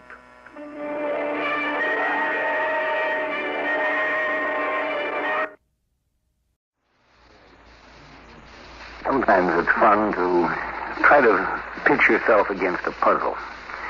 Try considering tonight's story as a puzzle. It's a story about a monster. That's a familiar theme in science fiction and fantasy. But tonight's story deals with an impossible monster. See if you understand enough of the relationship of living things to figure out why this monster is impossible. When men go out into space, sooner or later in their explorations, they're going to meet somewhere on some world something that's mighty darn dangerous. And the real danger is that it might be brought home unknowingly. That's a kind of unpleasant thought at times, isn't it? I wonder how deadly, how disastrous a thing might be brought home. It's past 10. Marge, when is this brother of yours getting here? Midnight? Oh, Dave, don't start getting upset about it. Sounds a little late. Don't forget, it's 5 years since he was last on Earth. 5 years or no 5 years. The ship landed 7:30. It doesn't take 3 hours to get here from the spaceport. Well, maybe there's some routine he had to go through before he could leave the customs. I understand there's a comprehensive medical examination for all returning from outer space. That's all we need. Some weird disease he picked up on Alpha Centauri 5. No, they wouldn't let him near civilians if he had any such diseases. Well, all I can say is that if he doesn't show his face here by 11, I'm going to go upstairs and go to bed. I need my sleep. Oh, there he is now, Dave. Oh, I knew he'd be here on time. Now, be nice to him, Dave. He is my brother, after all, and I haven't seen him since 89. Okay, I'll be polite. I'll go let him in. Hello there. Come on, right on in. My name is Dave Sporling. Thanks. I appreciate this, Dave. Oh, Ted. Oh, Ted. Hello, sis. Well, stand back and let me look at you. This is a big girl now, isn't she? Well, I'm almost 24. I married Dave 3 years ago. Well, you haven't changed much in 5 years. Same red hair, that dimple, freckles on your nose. Was there much red tape before you could leave customs? Just a medical exam. They gave me a quick look to make sure I wasn't carrying the plague. I was cleared through around 8:15. Oh, you must have stopped off for a little nip before coming here then, huh? No, I came straight here from the spaceport. Oh, but it only takes half an hour by rocket tube. No one said anything to me about a rocket tube. I took the subway. The subway? Oh, really? Now, the subway all the way out here? No wonder it took you so long. Dave, the rocket tube's only been in operation for 3.5 years. Yeah. That's why Ted didn't use it. Yeah. He didn't know it existed. The world changes more than you think in 5 years. The new model autos that drive themselves, 3D video, the robots. Those things were all new when I last was on Earth. Now they're commonplace to everyone except me. Come on into the living room. You'll probably want to rest up. I'll give you a drink, put a little music on. And you can tell us all about your 5 years in space. Ah, Bedenoff. You miss him out in space. Hey, can I dial you a drink? Scotch, thanks. I'll take a neat. Oh, same old Ted. Still likes the same music and still drinks the same kind of drink. It's only been 5 years. I haven't been away forever. Can you tell us where you've been? Or is that classified? Well, some of it is. But I covered a lot of ground. You ought to see the night sky on Deneb 9, Marge. 500 little moons up there like whirling knives in the darkness. And the 17th planet of the Vega system, 2 billion miles from its sun, and yet there's that great blazing light in the sky, so bright that we had to wear special eye lenses. Join the Space Force and see the galaxy. It's really true, then. It was good of both of you to offer to put me up while I'm on ground leave. No treat to be in a world where you have no friends and only one living relative. Oh, don't mention it, Ted. How long did you say that you were staying? 3 weeks. That's all right with you. And then you go back to space for another 5 years? That's right. Survey trip this time. Around the galactic rim. How exciting that must be. Just his job, after all, Marge. Well, but how much more exciting it must be to be a spaceman than a newspaper man. You a newspaper man, Dave? Well, I work for one of the system-wide news services. That's a job that keeps humming all the time. We spacemen spend 3/4 of our time drifting through nowhere between planets, playing solitaire, watching old films, and thinking about Earth. Yes, but when the waiting's over, when you finally reach another sun and walk on alien soil. Yes, then it becomes worthwhile. Well, you must excuse me. I've had a busy day. Aboard ship and then getting out here. Of course. If you'd like me to show you up to the room, why... I appreciate that. Gee, this house is so full of new gadgets that I hardly know what anything does. This thing over here... Watch out, don't! My arm's all right, Lauren. Look, that was the water disposal unit. Anything you put in there gets converted into energy. Oh, but look, I pulled my arm back in time, see? Yeah, but we heard the sound. When you activate the unit, it crackles like that. And I saw your hand in there up to the wrist. You're both imagining things. All I did was toss a piece of candy in to see what would happen. My hand didn't come anywhere near it. But I saw your hand go in, Ted. And the disposal field crackled. And yet your hand's all right. I don't understand it. I tell you, my hand didn't come anywhere near it, Marge. Dave, would you show me to my room? I'm pretty worn out. But I saw his hand go in. I saw it.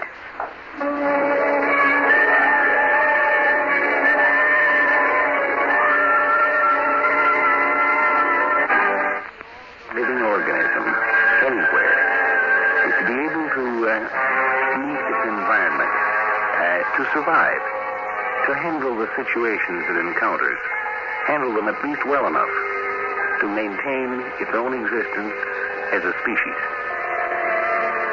It's not so obvious that you can overdo that, but you know you can. He's all moved in upstairs in the guest room. Seems pleased with the layout. Well, suppose we turn in now. It's past 11, isn't it? Dave, I'm worried. About what? That business about the disposal unit? Oh, it must have been our imagination. No, I saw him clearly put his hand into that field. But when he took it out again, his hand was whole. And there are other things. Like what? He's different somehow, Dave. Different? Well, sure he's different. 5 years. No, it's not just the 5 years. His voice isn't quite the same anymore. something weird about the way he speaks now. And his eyes, they have a faraway look. Which was never like that before. Dave, he's changed. And I'm afraid of him now. You're afraid of your own brother? I'm afraid that he isn't my own brother anymore. Oh, come Dave, on. no, I don't know what I'm saying, I guess, but... Well, I do feel strange about his being upstairs. As if something dangerous had entered our house. What should I do about it? Go upstairs and ask him if he's a monster in disguise? Oh, Marge, he's your brother, and you invited him here. No, but I'm worried. And what am I supposed to do about it? It really, believe me, it's all in your imagination. Dave, didn't you see him stick his hand into that disposal? No, I didn't. But you said... But Dave, you're just making that up. You saw it as clear as I did. What do you want me to do? Do you want me to go upstairs and ask him to leave? He can spend his furlough in some hotel. No, of course we can't do that. Well, then leave me alone. But would you do one thing for me? What is it? Go upstairs to his room. He probably isn't asleep yet, but maybe he's getting undressed. And try to get a look at him. My brother had a scar on his chest about 5 inches long, starting from his left collarbone and running down diagonally. He got it when we were kids. And see if the man upstairs has that scar, too.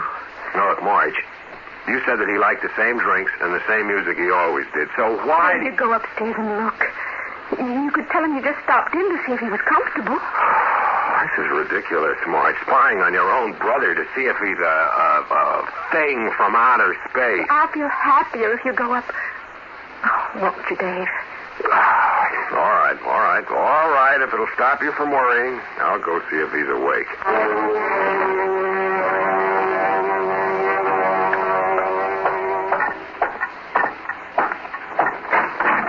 I saw your light was still on, Ted, so I figured I'd stop in. Why do you enter my room without knocking?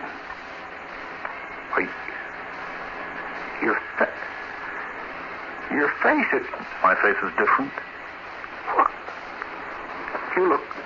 You look like me now. My face, that is, not yours. I'm simply practicing. Practicing? Oh, don't go away. Come here, Dave. What are you? I'm your brother-in-law, Dave. What's your face? And your hand. Didn't Marge tell you that I had such abilities? No, of course not. I guess she didn't know. I couldn't do things like this before I visited Altair 6 2 years ago. Altair has a very interesting form of native life. At the moment, nobody knows of the existence of this life form but me. It's a mimic.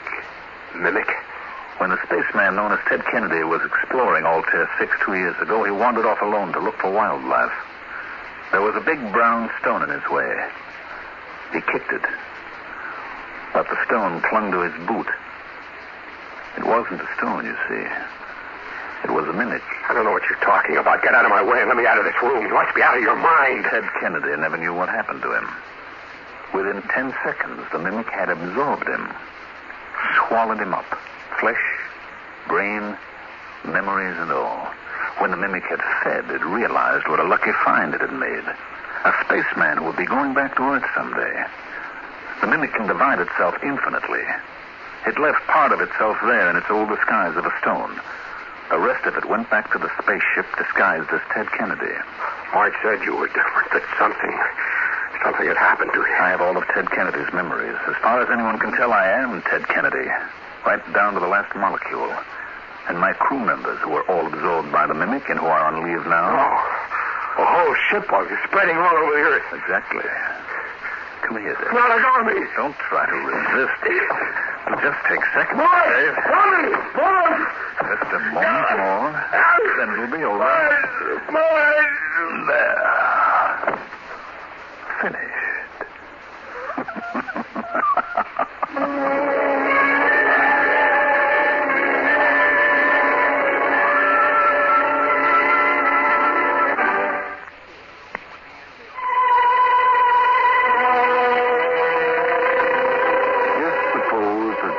There was an island, and there were 1 million sheep on this island, and somehow a couple of tigers got on the island. My, wouldn't they have a high old time. Eating those sheep would be so easy for them. Wonder how they'd make out, they and their progeny. My, they sure could live high, couldn't they? Dave, you were gone a long time. I was getting worried. He wasn't undressed yet. I had to wait to see the scar. Oh, he had it then, did he? Of course. Big purple slash across his chest when he got cut. Time he tried to climb that picket fence. You mean he told you how he got that scar then? What? Oh, yeah. He told me all about it. How you and he were stealing apples years ago and how the farmer came to chase you. He jumped over the fence, but he cut himself going over, and you were stuck in the orchard because you couldn't get over the fence. And he told you that? Yes. He never told anyone that story. He was so ashamed that he left his kid sister behind him and tried to get away. And he made me swear that I'd never tell anyone about it. Well, he told me. I guess 5 years does change a man. Oh. Well, it's almost midnight now. You'll be dead in the morning if you don't get some sleep, Dave. Come on, let's turn in. For just a minute, Marge. Dave, why are you looking at me that way? Here. I am here. No, closer. Let me hold you in my arms. Oh, why so lovey-dovey here in the living room, Dave? Dave, you look so strange. Let me hold you. Dave, your eyes, you look different. What's wrong with you? What happened to you upstairs? What's going on in the house? Let me hold you, Marge. Let go of me. You're holding me too tight, Dave. Just a moment, Marge, and then you'll be one of us. Dave, what are you doing to me? Dave, I don't understand it. You're hurting me. Only a moment more before absorption, then you'll be part of us, Marge, you and me and Ted, and soon the whole world. Dave, no! Marge. That's all there is to it, see? A few moments while our organism absorbs yours, and then the split, and a new Marge Spaulding appears. It's odd. I remember everything I did as Marge, clear and sharp. Only now I'm you too, Dave. And Ted. And all the members of Ted's ship crew. And soon, everyone in the world, all merged into us. I see it's all over.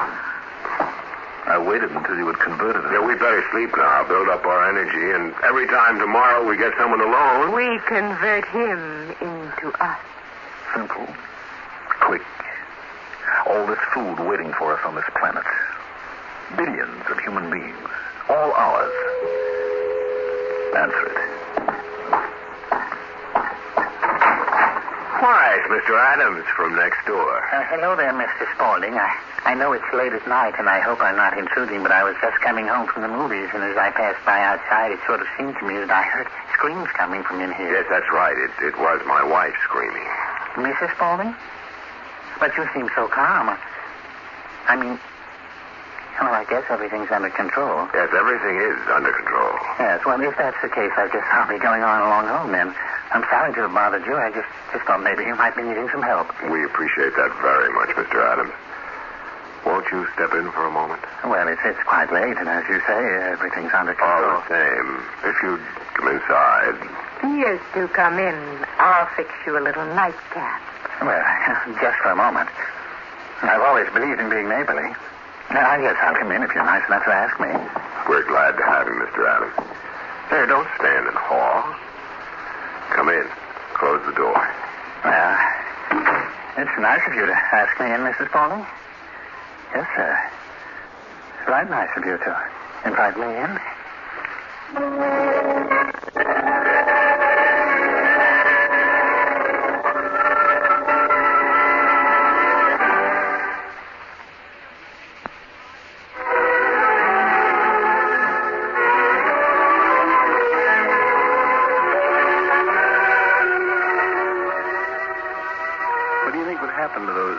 Tigers on that island with 1 million sheep. They'd starve to death, of course. They'd eat all the sheep. Then there'd be nothing to eat but tigers. They aren't good eating, I understand, even for a tiger. What do you think would happen to a monster on any planet, which is just an island in space, that became so successful that nothing could fight it. It had starved to death, of course. That's an impossible kind of monster. There never could be such a monster as is discussed in this story.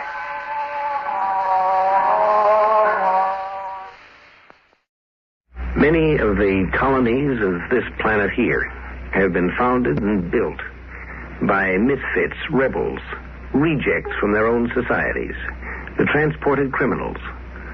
And they've made good men in those new frontiers. But not all men are good men in a bad spot.